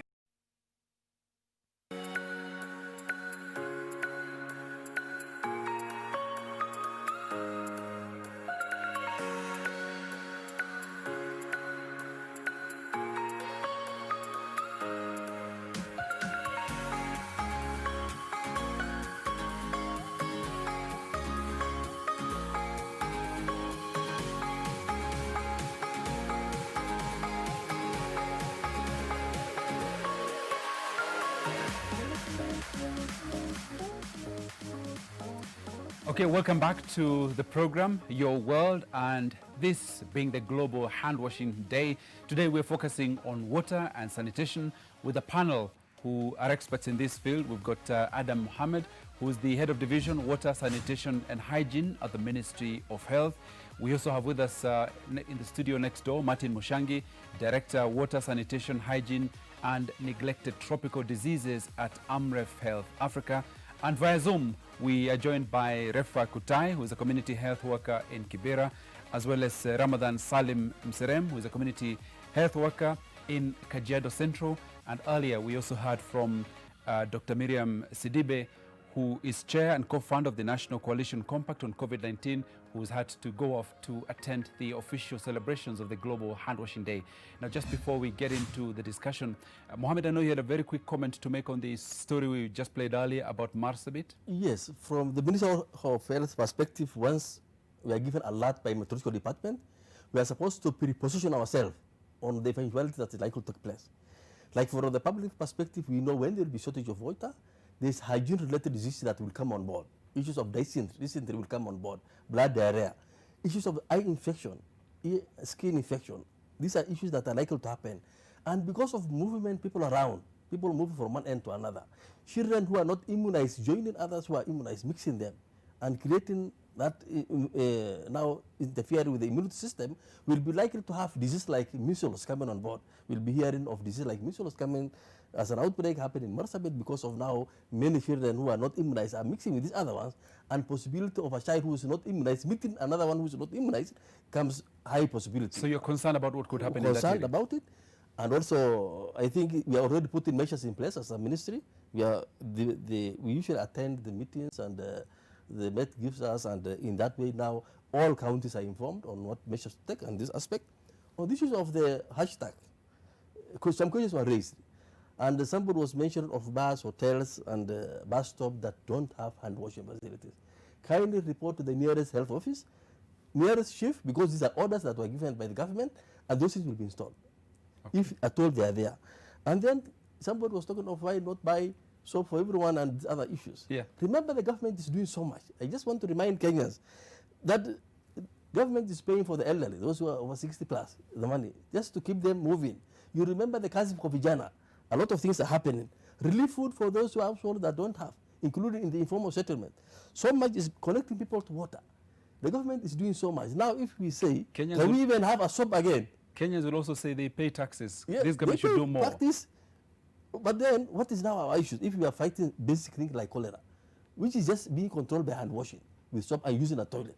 Now, instead of fighting lifestyle diseases like now cancer, which is coming on board. And because we're aging people are now aging, and this other aspect of becoming lifestyle diseases are coming on board.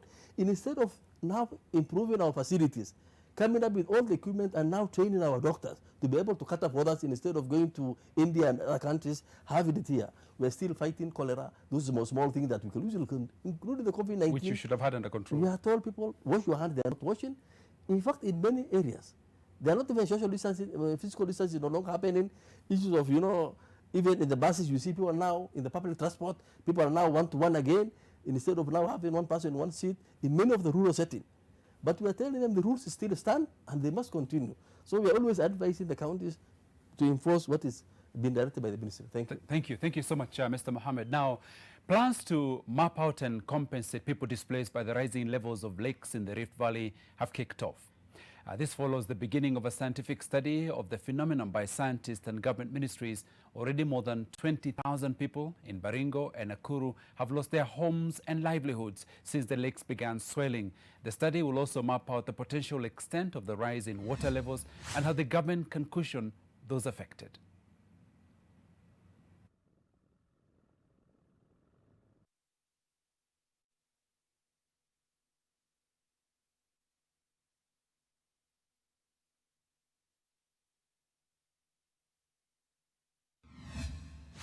Now, as thousands of learners across the country troop back to school, some who may wish to do not have the privilege. In Baringo and Busia counties, excess water from swelling lakes and floods have submerged schools, causing fear of animal attacks and waterborne diseases beyond the threat posed by COVID-19. Ruth Sarmoe was in Baringo and filed this report. At Loruk Primary School in Baringo South, learners are tidying up the compound and classrooms in readiness for resumption of learning. But adjacent to the school, danger lurks. Excess water from rising lakes in the region pours into the surrounding area and bringing wild animals along. We find parents at Loruk erecting a barrier to stop the wild animals from crossing over to the school compound with learners in session. Only 4 out of 29 KCPE candidates showed up for the first day in school. COVID-19 is a list of their problems here. Leo hatukuja na watoto kwa sababu tuliona hapo ni dangerous. Lazima sisi wazazi kwanza tutangulia, ndiposa watoto hawakukuja wote. Shida yangu sasa ninapokuwa nyumbani itakuwa mbaya nikikaa nyumbani nikifikiria jinsi mtoto yangu anaendelea kwa shule. Up to 7 schools have either been submerged in this area alone. As government urges learners to resume physical classes, locals here do not know where to begin. One problem we have is that the pit latrines are no longer there. So, and also you see our school is a boarding school. Now that we don't have the dormitory for the boys. Maji ni machafu kwa sababu choo zishalete uchafu juu. Maji watoto hawawezi kunywa. Pipe ilikatika. Pipe ilikuwa inatokea ndio hii pipe. Hakuna vile maji inakunywika saa hii kwa hii shule. Worse still, facilities and learning equipment have either been destroyed, vandalized or stolen. Shule walipoacha shule, desks zimevunjika. Hakuna desks, watu wameiba desks, wametengeneza mizinga. Hakuna desks ni chache. Watoto watafanya namna gani? We have a piece of land which is a bit raised. But we don't have the physical facilities. The toilets are not yet been constructed. We are waiting from the government. As pupils of Loruk Primary School wait to be transferred to another facility, dangers still lurk at the waters of Lake Baringo, which is heavily infested with crocodiles and hippos. But there are safety and logistical concerns. I've asked the area assistant chief to use the Nyumba Kumi officials to look for the children and encourage them to come to school, because I know they are waiting to hear that have others reported. Others have reported. Let all of them report tomorrow. Miles away in Budalangi, Busia County, flood waters greet us at the gate of Musoma Primary School. The school is partially submerged and infrastructure destroyed. Now learners cannot resume. Tafadhali, serikali itusaidie hii njia ni kidogo, tutengeneze hata kama ni kesho, wazazi na watoto na walimu wapitie juu. Ruth Sarmoe, NTV. Okay, now, Martin, Kenya is a country of contrast. We're just talking about shortage of water. Now, too much water is also not very good for our health. Yeah, good. It's a big issue, and all this is stemming from the effects of the global climate change. And everyone has a responsibility, beginning from all those big countries which are the greatest contributors to the effects of climate change. Now, the key thing is, it is here with us. The only thing which we can do is to adapt and mitigate against the effects which are happening now. So in this case, as you see, the fronts are here with us. All what Kenyans need to think through is what kind of sustainable development should we be advancing to our communities? Because if you look at the toilets, if you look at the classrooms, sometimes in our designs, in our execution, we don't think through about some of the resilient kind of developments which we should be advancing. So to me, this is a call, and to everyone, to every stakeholder, beginning from the communities themselves to start becoming a little bit water smart. Droughts are going to be with us, and erratic weather conditions are going to happen every now and then. So it's a request to everyone to start thinking through being smart in whatever we do to take care of our environment, because it has major ramifications not only to health, environment, economy, and all those other facets of life. Okay. Asante, Martin. Now, Refa, let me come to you. You heard Mohammed discuss the challenges of Kenyans feeling and behaving as if COVID-19 is over. What's happening in Kibra? Watu wanatembea, wanavaa mask, wananawa mikono. What's the behavior currently? As per now, we are still advocating concerning COVID-19. Just few people who are not putting on masks, but they are still washing their hands every now and then. Yeah. So people are still obeying the Ministry of Health guidelines? Yes. People are still obeying the ministry guidelines, protocols. Okay. What about you, Ramadan, in Kajiado County? Hali ikoje? Watu wamerudi katika hali ya kawaida? Huku watu wameanza kurudia hali yao ya kawaida. Wengi wao wameachana na barakoa na wamerudia hali zao tu za kawaida. Kwa nini wamerejea hali ya kawaida? Nafikiri ni kupuuza kwa sababu watu wengi wameona sasa funguliwa na vitu vingine kidogo kidogo. Sawa, wanaona pengine ugonjwa wa COVID umemalizika. Ndio maana wameanza kupuuza. Na hatari ya tabia hii? Hatari ya tabia hii ni kwamba maambukizi yataanza kupanda tena, kwa sababu kufunguliwa kwa hizi sehemu ndogo ndogo, pengine mashule, baa na kuweza kusafiri, nafikiri haimaanishi kwamba ugonjwa umeisha. Kwa hivyo tukianza kupuuza na kuanza kuacha zile measures ambazo kwamba tulikuwa tumewekewa, basi ugonjwa utapanda tena, itabidi tena tufungiwe. Naam, asante. Now, Mr. Mohammed, back to the swelling of some of our lakes and the overflow. What does that mean for you? Actually, for us, I know all the government departments have been put on alert, and they are putting strategies in place. You know, in some of these natural phenomena do happen because of our own making sometimes. And because the land has been dry for quite some time, some of the issues could have been the runoff, where people had been passing water initially, and now constructed, and other issues might have happened. And therefore, when we start now getting the water, now from the exit strategy has been locked down. But then this is as what Martin has already alluded to, could be the natural issues of the climate change and other factors, and we need to position ourselves. What do we do with this extra water?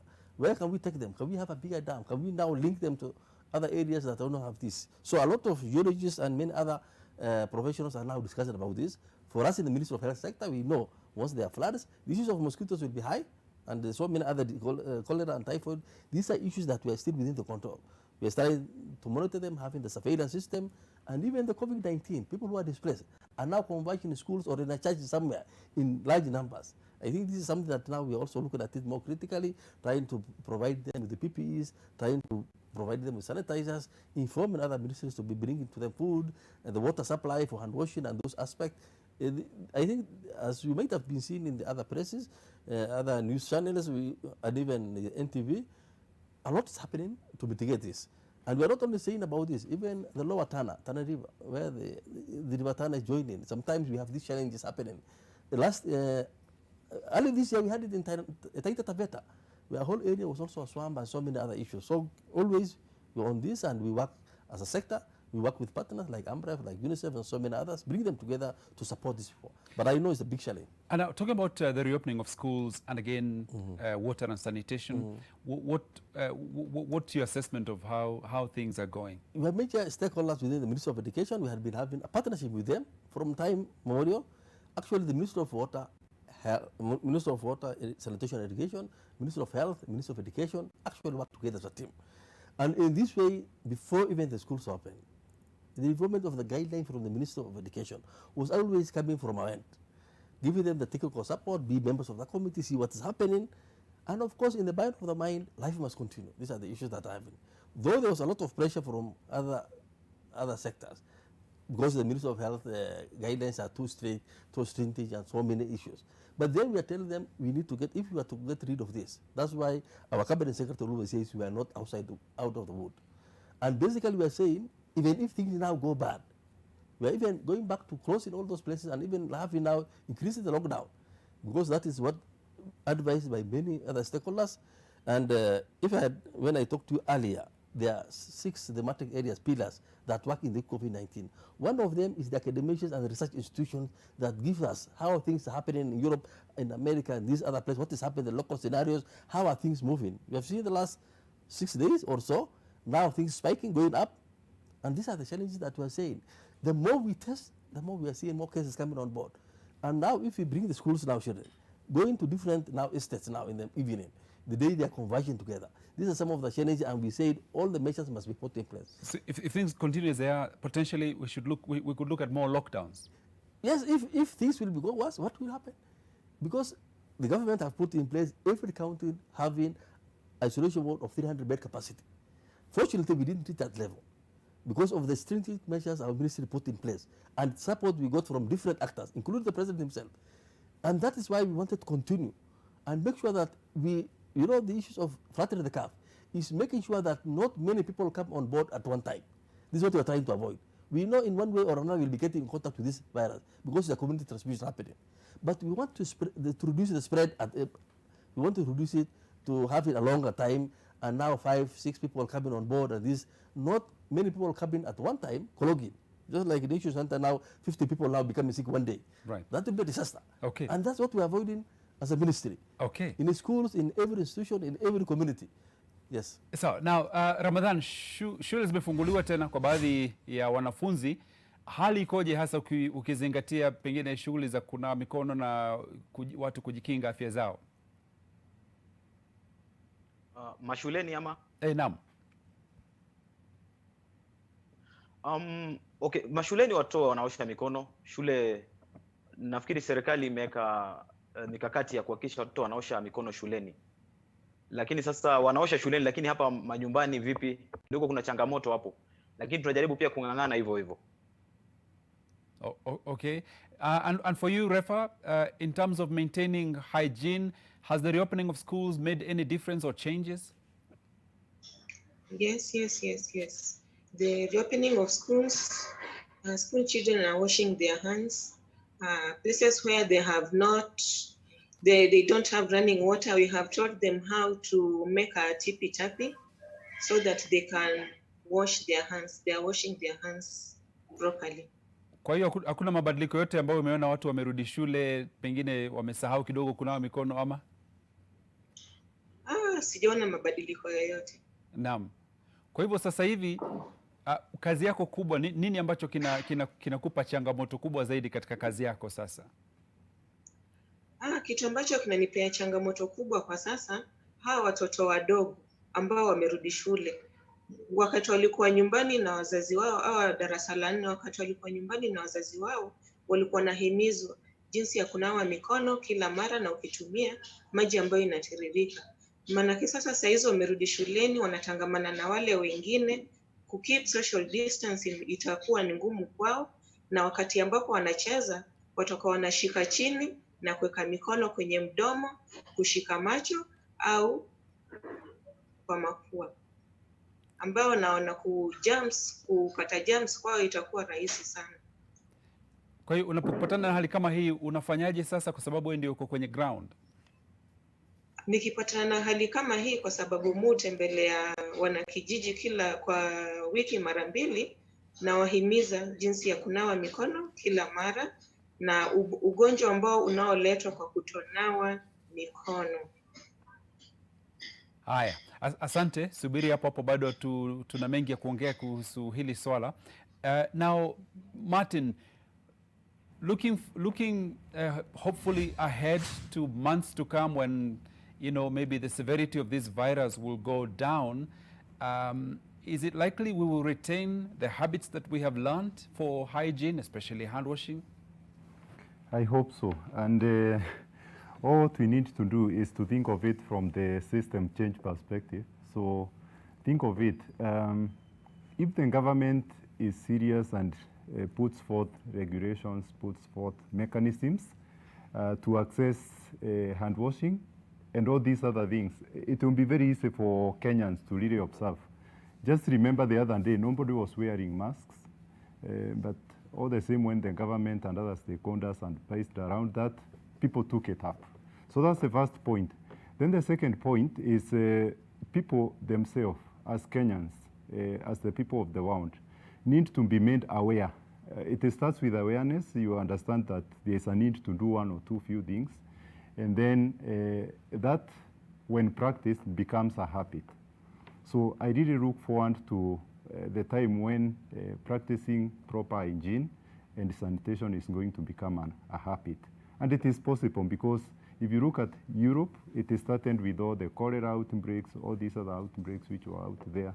But right now they are not facing that because they made it a habit to observe hygiene and the infrastructures were availed. So okay. I look forward to that. Okay. And I hope, yeah. Thank you, Martin. We're going to go on another short break. We'll be right back with more on this issue of hand washing and hand hygiene. But before that, we've got some comments from you on our hashtag #NewNormal. This is what you've been saying. Jevan Monene, let it go. We wash our hands all the time, but there is no food to eat with those clean hands. Okay, so state of the economy, ndio hiyo. Joel Taras, you say, truth of the matter, immediately corona was reported in Kenya and washing of hands was emphasized. No case kipindupindu, meaning washing hands, is a serious issue which needs much attention than before. Okay. And then Rutere Kagendo, you say, be assured that round hii tumeziosha mpaka they are changing color, looking lighter than the faces. Shida tu ni eti maji inapotea kama sasa huku kwetu hakuna. Asante. Aya, Seth Mushembi nasema, who did this, Rach? I think that's the only precautionary measures that all Kenyans have adhered to. For me, I give it 90%. Hata sisi Waluya ilibidi tumenawa bila ya kuona ugali. Pole. Okay, this is Jairus Peter Mfalme. Traditionally, we associate hand washing with meals. We have tried our best, but every time I wash my hands, my stomach starts rumbling in anticipation of food. I have suffered a lot since Corona was brought by 200 wise men from China. Let's promote our African culture of washing hands and only when you're sure as well to eat. That's you, Jairus. Befaki wafebaki, mashule hayana maji. Wazazi wamelazimishwa wanunulie wanafunzi sanitizer, barakoa na sabuni. 80% ya wazazi walipoteza makazi wakati wa corona ilipoanza. Mwatarajia pesa za kununulia hizo bidhaa na ada za shule watazitoa wapi? Kwa nini miji pesa iliyotolewa kusaidia wahanga wa corona zisielekezwe mashule mkuwapunguzia wazazi mzigo? Asante Befaki. Another one here from Priska Ayoma Paul. You say, kuna mikono bila kitu ya kushika ndani si rahisi yawa. Anyway, mimi niliacha kuna mikono na kuvaa barakoa wakati Okari, when Dennis Okari alipotangaza COVID-19 millionaire. Thank you very much, Priska Paul. We'll be back with more on this Global Hand Washing Day after this break.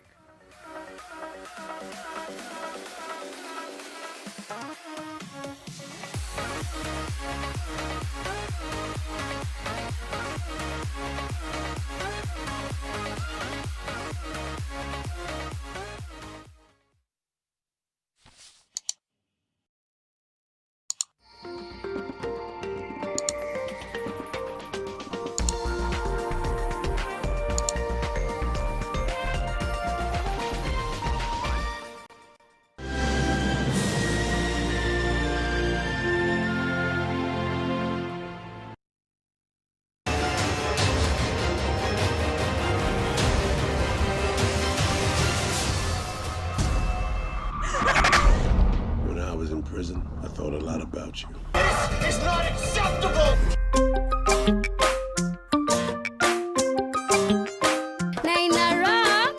We know you love milk, and now there is milk that loves you. With Gold Crown lactose-free milk, you can enjoy the richness of natural cow's milk without any of the digestion discomfort. Gold Crown lactose-free, milk that loves you. The new Maisha Aluzinc Mabati from Maisha Mabati Limited. For the first time in Kenya, a roofing product that combines aesthetics with proven resilience. Its unique combination of aluminium and zinc gives it a 5 times longer lifespan than normal Mabati, thanks to the excellent state-of-the-art mill. It has 20 years lifespan, it's easy to install, it's flexible and durable. It stands up to severe weather conditions, has good abrasion and rust resistance, it's affordable and is approved by the Kenya Bureau of Standards and is available countrywide. It can be used for all applications. Always insist on Maisha Aluzinc Mabati, a product of Maisha Mabati Rolling Mills, Ruiru. Maji mdosi wangu ametupa simu yangu ndani ya maji. Mdosi wako kwa sawa. Venye Nkirota ameniambia ajui na akimpigia simu ashiki. Hi, guy, what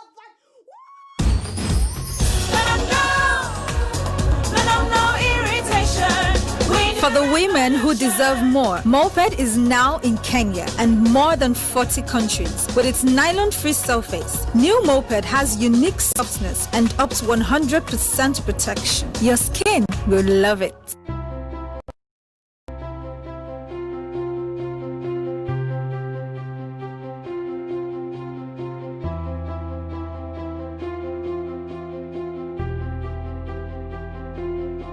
Bank wakasema mwenye ako na loan tuende kwa bank. Mtu vile alikuwa amechukua loan yake kiwango yake akareduciwa. Sasa ingekuwa maisha ni ngumu kabisa. Sasa nimekuwa marafiki na Equity Bank kabisa.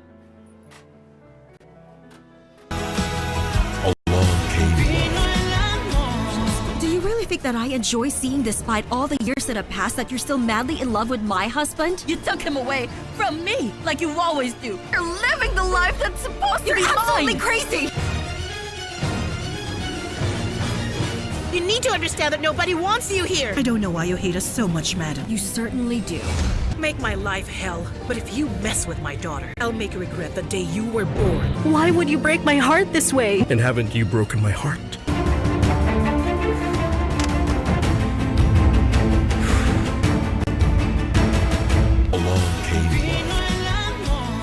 Along Came Love, in association with Blue Band Peanut Butter.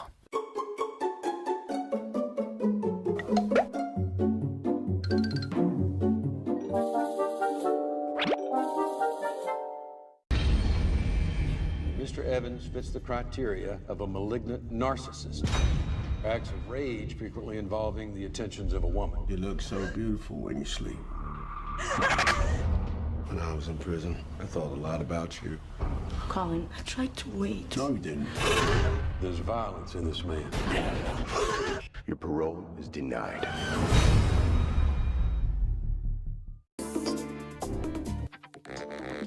Greener vegetable oil stays liquid to the last drop, so it's smooth cooking from start to finish. Now with an easy-to-pour cap. Mapishi poa, madishi poa.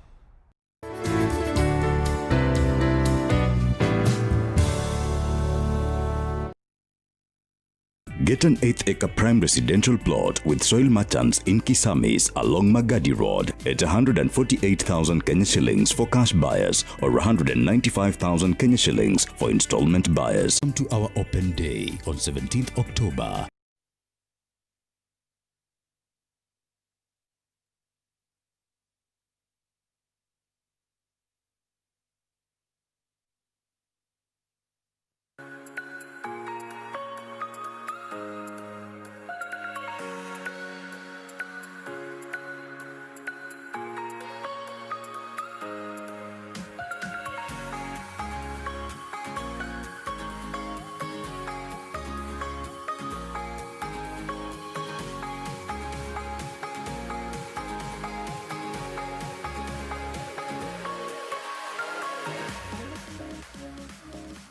Welcome back to Your World, and this morning, being the Global Hand Washing Day, we're focusing our attention on water, sanitation, hand hygiene. With my panel, Adam Mohammed, who's the head of division Water, Sanitation and Hygiene at the Ministry of Health. We also have with us Martin Moshangi, who is the Director, Water, Sanitation, Hygiene and Neglected Tropical Diseases at Amref Health Africa. And via Zoom, we're joined by two health workers to give us the situation on the ground. That is Refa Kutai, a community health worker in Kibera, and Ramadan Salim Mserem, who is also a community health worker in Kajiado Central. Just before I go back to the panel and the discussion, let's look at what else is going on around the world. Now, an underwater drone shows the extent of the damage to the Kamchatka seabed off Russia, according to Greenpeace. Locals on the volcanic peninsula in the Pacific raised the alarm in September as surfers experienced stinging eyes, sea creatures, including octopuses, seals and sea urchins, were found dead on the shore. The mass death of sea creatures in Russia's Kamchatka region was caused by toxins from microalgae rather than man-made pollution. A senior Russian scientist said on Monday, citing preliminary findings of an investigation.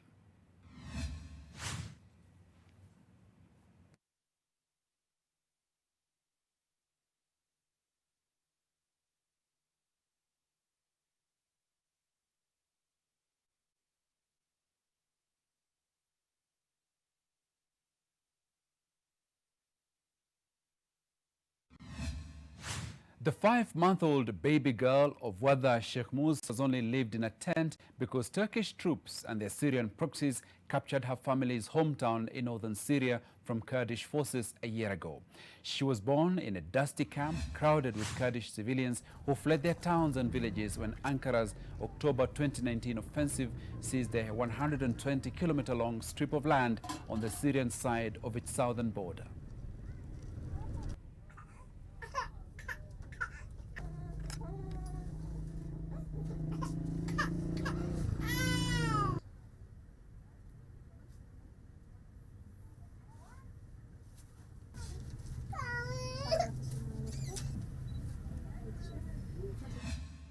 Although Argentina isn't one of the main pig producers in the world, it's been given an opportunity to boost the growth of this sector with exports to China through an agreement between the two countries that is questioned by environmentalists.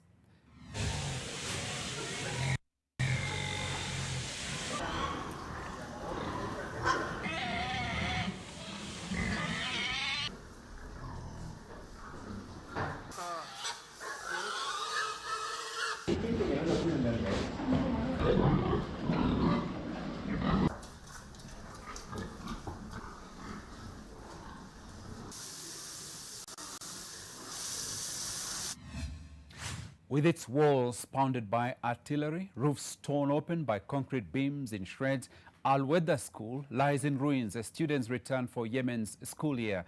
At the school near Taiz, the third biggest city in a country shattered by years of war between the government and Iran-backed Houthi rebels.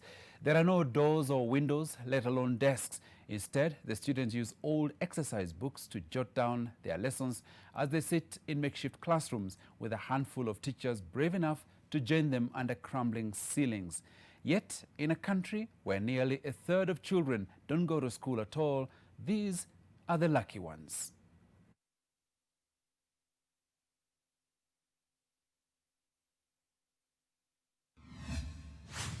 A 5-year-old giant African pouched rat called Magawa poses with his medal after winning the animal equivalent of Britain's highest civilian honor for bravery because of his uncanny knack of sniffing out landmines and unexploded ordnance.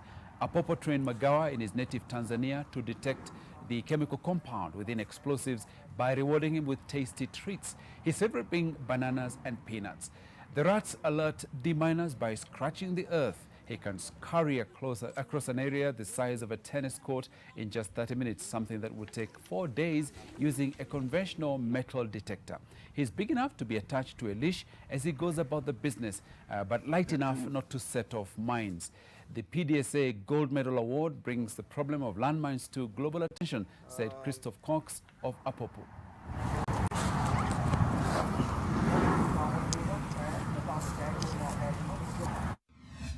Now, while Shein has its origins in China, it's one of the biggest shopping apps in the United States. Sharit has been banned in India despite being massively popular elsewhere. And like it's chasing TikTok, but desperate to avoid similar fate, China's app makers are having to be agile in a world where key markets have turned hostile to their country's tech. They're either going under the radar in territories where the war over privacy, security and geopolitics rages, or are moving to friendlier markets to win millions of downloads. Experts say that could signal an unstoppable rise for China's smart and responsive tech, depending on the long-term damage that security and diplomatic squabbles may bring to the Made in China brand.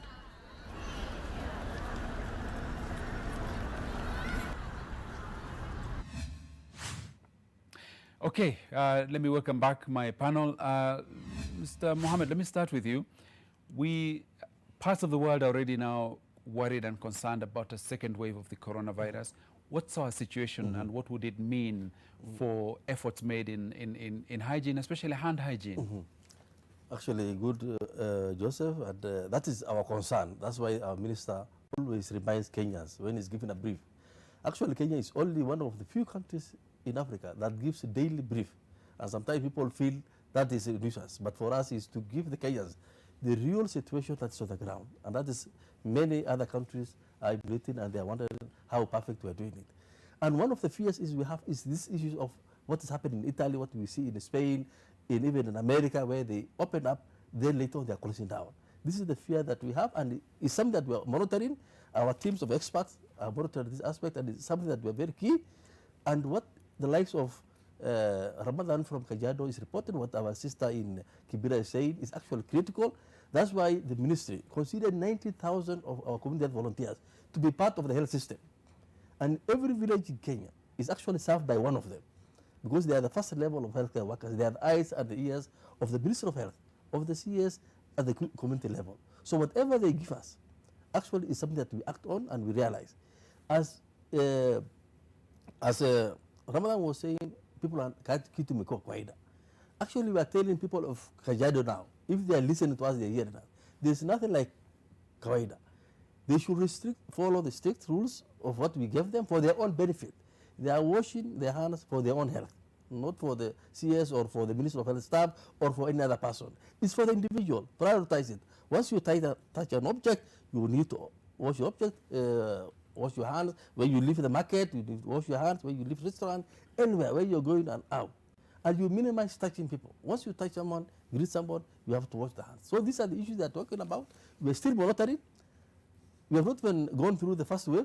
So for us, we're still now trying to contain it. That's why the minister was saying we are almost in the process of flattening the curve. That's the first. But then the others will be having a spike. But now, as we are trying to come down as a country, we are seeing counties like Kiambu, like Washingishu, like Nakuru, like Mombasa, like Garissa, like Kajiado, coming on board again, spiking. And now the ministry is giving each county their results on a daily basis, telling them that we are not doing well. We have got 10 counties now, we are visualizing, we are seeing them, we are monitoring how things are happening. As the other country is coming down in general, but then you see them coming up.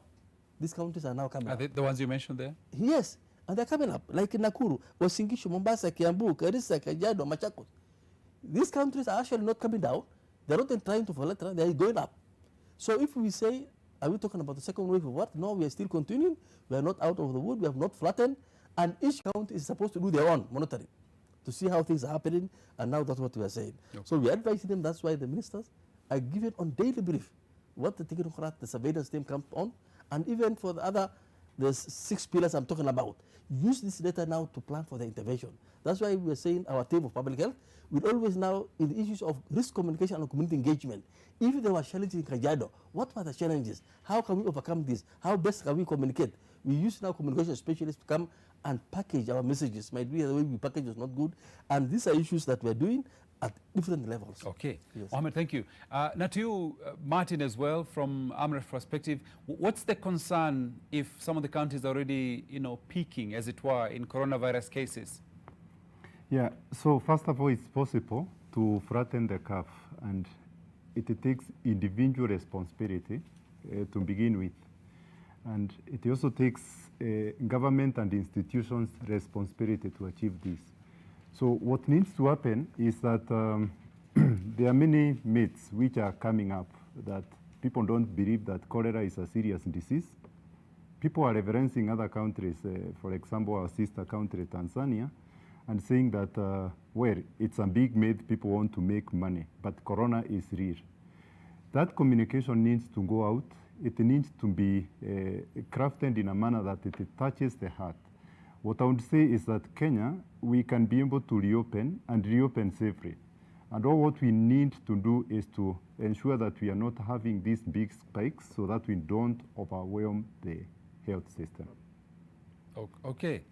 Martin, thank you. Now, sasa Ramadhan, hapo ulipo, umesema kwamba watu ni kama wamerudia tu hali yao ya kawaida. Tatizo ni nini hasa? Ni kwamba hawajali au vipi? Naweza sema wengi hawajali. Wengi hawajali na wengine ni kutokufahamu, kwa sababu kuna wale ambao kwamba pengine hawafuatilii kutaka kujua ili swala zima la corona limefika wapi. Lakini wengi wao ni kwamba hawajali. Walikuwa wakivaa barakoa, sasa wametoa. Walikuwa wakiosha mikono, sasa wameacha. Kwa hivyo wengi ni kutokujali. Na kama alivyosema Martin ni kwamba wengine wanaangalia Tanzania kwamba wao waliomba na corona imekwisha. Sasa sisi pia tumekuwa na maombi, pengine huku kwetu pia salama. Hiyo nafikiri ni mafikira yao wenyewe, kwa sababu Kenya na Tanzania ni nchi mbili tofauti na hatujui wao Tanzania ukweli wao uko wapi. Lakini ukweli wetu si kama wa Kenya, ni kwamba bado janga la corona linaendelea. Kwa hivyo nafikiri ni jukumu la kila mtu kuweza kujikinga na kumkinga mwenzake. Aha, Refa, na wewe maoni yako hapo ulipo Kibera, maoni ya wananchi yakoje? Wanasemaje? Maoni ya watu hapa Kibera wanasema corona kuwa imeisha. But sisi kama community health workers tunaelezea kuwa corona bado ipo, waendelee kuvaa barakoa na wanawe mikono kila mara. Corona bado ipo. Na wanakuamini unaposema hivyo? Wanaamini kwa sababu we have a slogan ambao si watu tunaelezea afya yako ni jukumu lako. Sasa itakuwa jukumu lako wewe mwenyewe kujilinda. Okay. Asante. So, Mohammed, from where you sit at the Ministry of Health, when you look at the country, what are we're already fighting a huge pandemic here. We were already struggling with these other diseases that we thought had put aside. What are your concerns going forwards? Actually, if Joseph, you look at our system, the Public Health Act, which was even initially said 1926, it was a long time, had been put in place the issues of hand washing as the worst criteria. That's why when you want to construct a house, in your own house, the first thing is somebody looks at the plan, and one thing they look for is your drainage system and the hand washing facilities. Whether you have a sink, hand washing basin, where will the less go to? That is the starting of a prevention issues. When we are constructing a school, before a school is licensed or even being authorized, there are certain criteria to look at. The Education Act talks of the same thing, hand washing facilities, the toilets they're talking about. The basic, the ventilation and the lighting and all those aspects. The health facilities is the same. The only thing is we have been so much reluctant. And when we are reluctant now, we are got off guard. In this way now we have to revive now and now become more stronger and more assertive. Because Kenyans are also becoming more sensitive. Remember, what we are talking about is wash issues, is a human rights issues. Now people see from other perspective. Why is this human right not being respected? Why are we not getting the surface? And that's why you see people talking about we don't have food, we don't have this, and they're talking about it. And now we are firm. And that's why we work with all sectors, given the standard operation procedures. Before you open a school, what are you supposed to do? Before a child comes to a compound, what is supposed to do? Hygiene. The first thing is when the child is coming to a school, before he enters the compound, somebody has to measure the temperature. Because in the first of time, see if the child is coughing or wheezing or some issue. So that now, from the first level, we're able to segregate that child. There are strict measures that have been put in place. That is what the Ministry of Education always refers to. And what I know about it, the Ministry of Education is also well informed what is expected of them. In all the sectors, we have engaged one-to-one, discussing with them on this aspect, and ours is just to monitor. Basically, when things are becoming individual, it is your concern. Afyako jukumulako, the lady is saying, which is our slogan. Then we cannot monitor, actually say, I wash your hands at this aspect, unless it becomes a habit, inborn. It becomes a key issue for us. For example, somebody in the hashtag was saying, diseases have now reduced because of hand washing and they have been doing this. In fact, from our level, we see 40 to 50% of our diseases reported in our facility have reduced since the COVID-19 because of the hygiene aspect. And these are basic things. And we're saying we must continue with this. Somebody's talking about the mask. Or you remember the Cabinet Secretary for Education saying all those vulnerable will be given mask in the school. Yes. But they have to vet it. There's a process to do it. So Kenyans, you know, sometimes we talk a lot, but we don't go down and shine and say, this is the situation. Thank you. Okay. Thank you, Mohammed. Now, a second-year student at Eldoret Polytechnic has invented a one-of-its-kind hand-washing machine. The student says that the machine uses sensors to open the tap, which keeps the process sanitary. They say necessity is the mother of invention, and the COVID-19 pandemic has produced quite a number of inventions and innovations. The need to keep hands clean at all times is now a matter of life or death. Ukiguza mfereji hiyo, unaacha uchafu wako hapo, hata ukiuga mkono bado utaufunga, uchukue uchafu huo tena uende nao. It is with this in mind that Duncan Mathenge, aged 21, assembled a hand-washing machine. Mathenge says his innovation is different from others. Iko na microcomputer ndani, microprocessors, iko programmed, na iko na sensors. Ukiweka mkono chini, ina sense mkono na maji inatoka. Na nimetengeneza hii mashini kusaidia nchi yetu, especially Busia County, maana Busia County iko kwa border. With the country grappling with job losses, Mathenge has urged the government to support innovators in order to eradicate unemployment and better livelihoods. Nayoma Sampao, NTV. Okay, Martin, your thoughts on this innovation to help the cause of hand hygiene? Yeah, so congratulations to most of the innovators in this country. I think this is what we need to be doing. So COVID-19, I think, brought a lot of challenges, but also a lot of innovations. So what we need to do as a country is to encourage the innovators and incubate them in a manner that it can make a business case. Because if we do this, who knows, we can be also exporters of such kind of technology. So for me, it is to encourage all those who are innovating, all those who are thinking through what we can do to adapt into this kind of a situation. Okay, thank you. And Mohammed, some thoughts from you? Yes. For the last 12 years, this being the 13th, we are always being commemorated in every county, Global Hand Washing Day. And the national being now targeted one county. Actually, we were not making it in Nairobi. We made it one time, but then in Kiambu, in Kajiado, in many other counties. We had been rotating in different counties. And one thing we do is we ask the public or those artisans or the Juakali to showcase what they do. And many things have come on board. We have so many types that have come on board. Now that we are talking about COVID-19, we are talking about non-touch issues. We don't want people to touch, so that's why you see many of them having the bedroom. If there's a sense of height, so if the type of the hand washing is the angle you'll be using, so we are trying to promote all those aspects, and there are many that have come on board. We have now even link them to partners who can be buying from them and doing this aspect. So it's something that we encourage as a ministry, and we ask them to form a society or a group so that they're able to venture into it as a business, so that now the NGO partners and even the government can be able to procure this and services for the schools and for those other issues. What we are looking at is sustainability. Are they sustainable? What is the wear and tear issues? Because many of them, we have seen after now the children, you know, when children, you tell them your sensor, so they'll be putting their hand always. How sensitive is it? After 3 days, 4 days, you see the pedal, sometimes the children will just come and now play with it like a vehicle pedal. And the process after 1 week, 2 weeks, something goes wrong. How do we sustain this? These are issues we look at, we discuss, and we improve on it. We don't try to discourage them, we improve on them and say, how can we do it? Will they have a service person who will be going around the schools to see that those things that they install actually remain effective? But then it's something that we encourage, and we say young men to come up with these innovative ways of working. Now, Mr. Mohammed, when you look at the daily briefing by the CS, yeah, a lot of Kenyans, you know, have a lot of sympathies for the job that he does. But actually, and in the ministry itself, you carry the biggest headache. Do you have sleepless nights about COVID and how we are behaving? Then a team of us, actually those guys who are doing the surveillance, because any person who becomes positive must be have within 24 or 48 hours. All the contacts he has been with that person must be traced. Is that still they happening, must be tested. Is that still happening? It is happening. It's only that sometimes because of the magnitude, because of the numbers, because of the African ways of living. You know, for us, we don't live in 1 or 2 people like the Europeans and other people. We stay in a family of 10 people. And the 10 people visit another 10 people. And the 10 people has visited another 10 people. So in the process, we are likely to live because we call it contact of the contact of the contact of the contact. So you see, it's a whole chain. In the African center, it becomes difficult because you want to monitor who was in that bus with this person. So that becomes very challenging, but then people are doing it. And actually, some people don't even sleep at their home. They sleep in their workstation and they move in shift. To keep Kenya safe? Yes. Okay, thank you.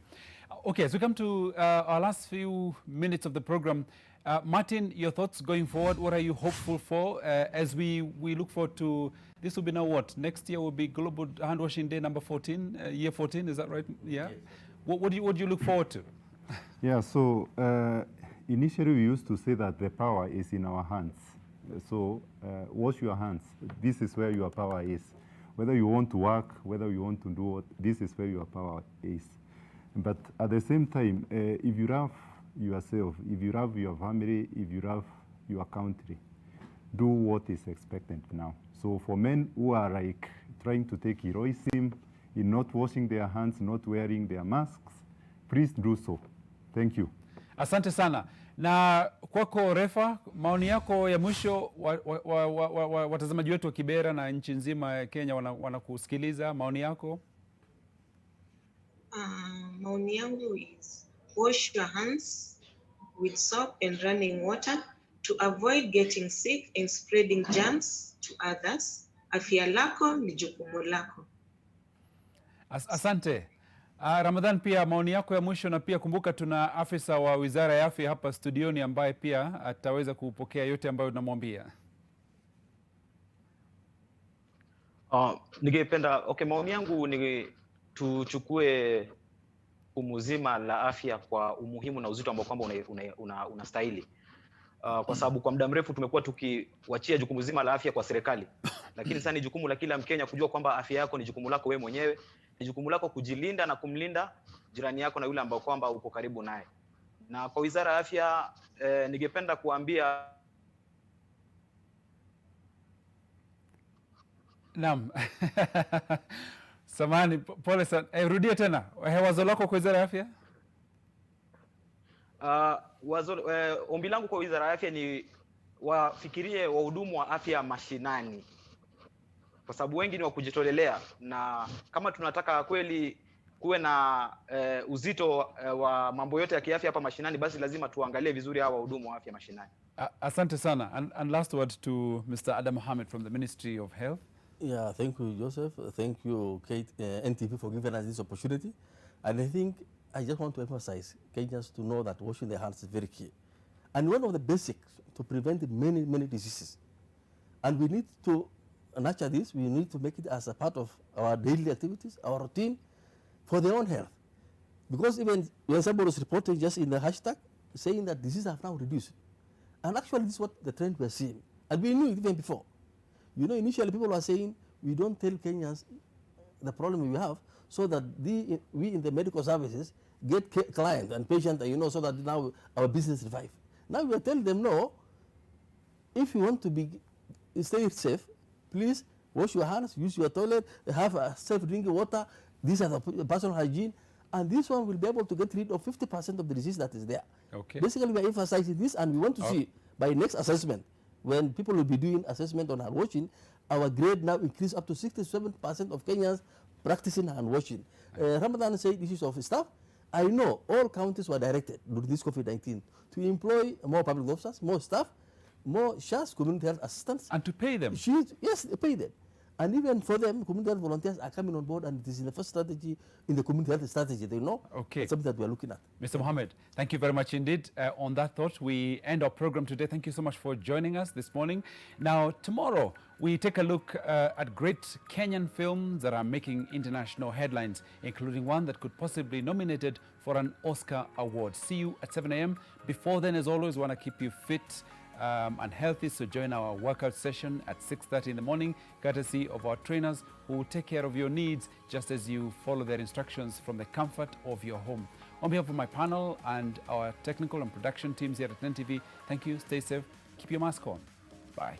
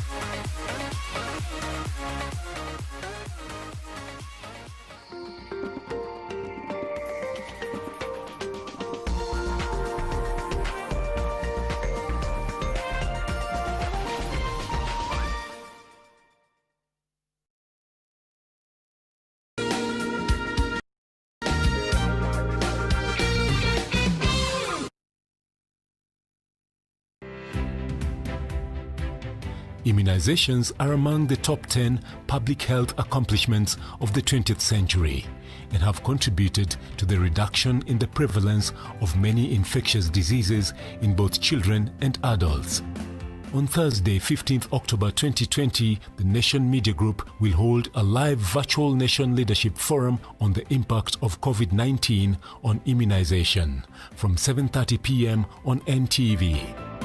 It shall delve into the role of vaccine manufacturers in the vaccine ecosystem and the value of vaccination in pediatric and adult age groups, in an effort to prevent further deterioration in routine vaccine coverage even after the pandemic. Nation Leadership Forum, engaging society, impacting the nation.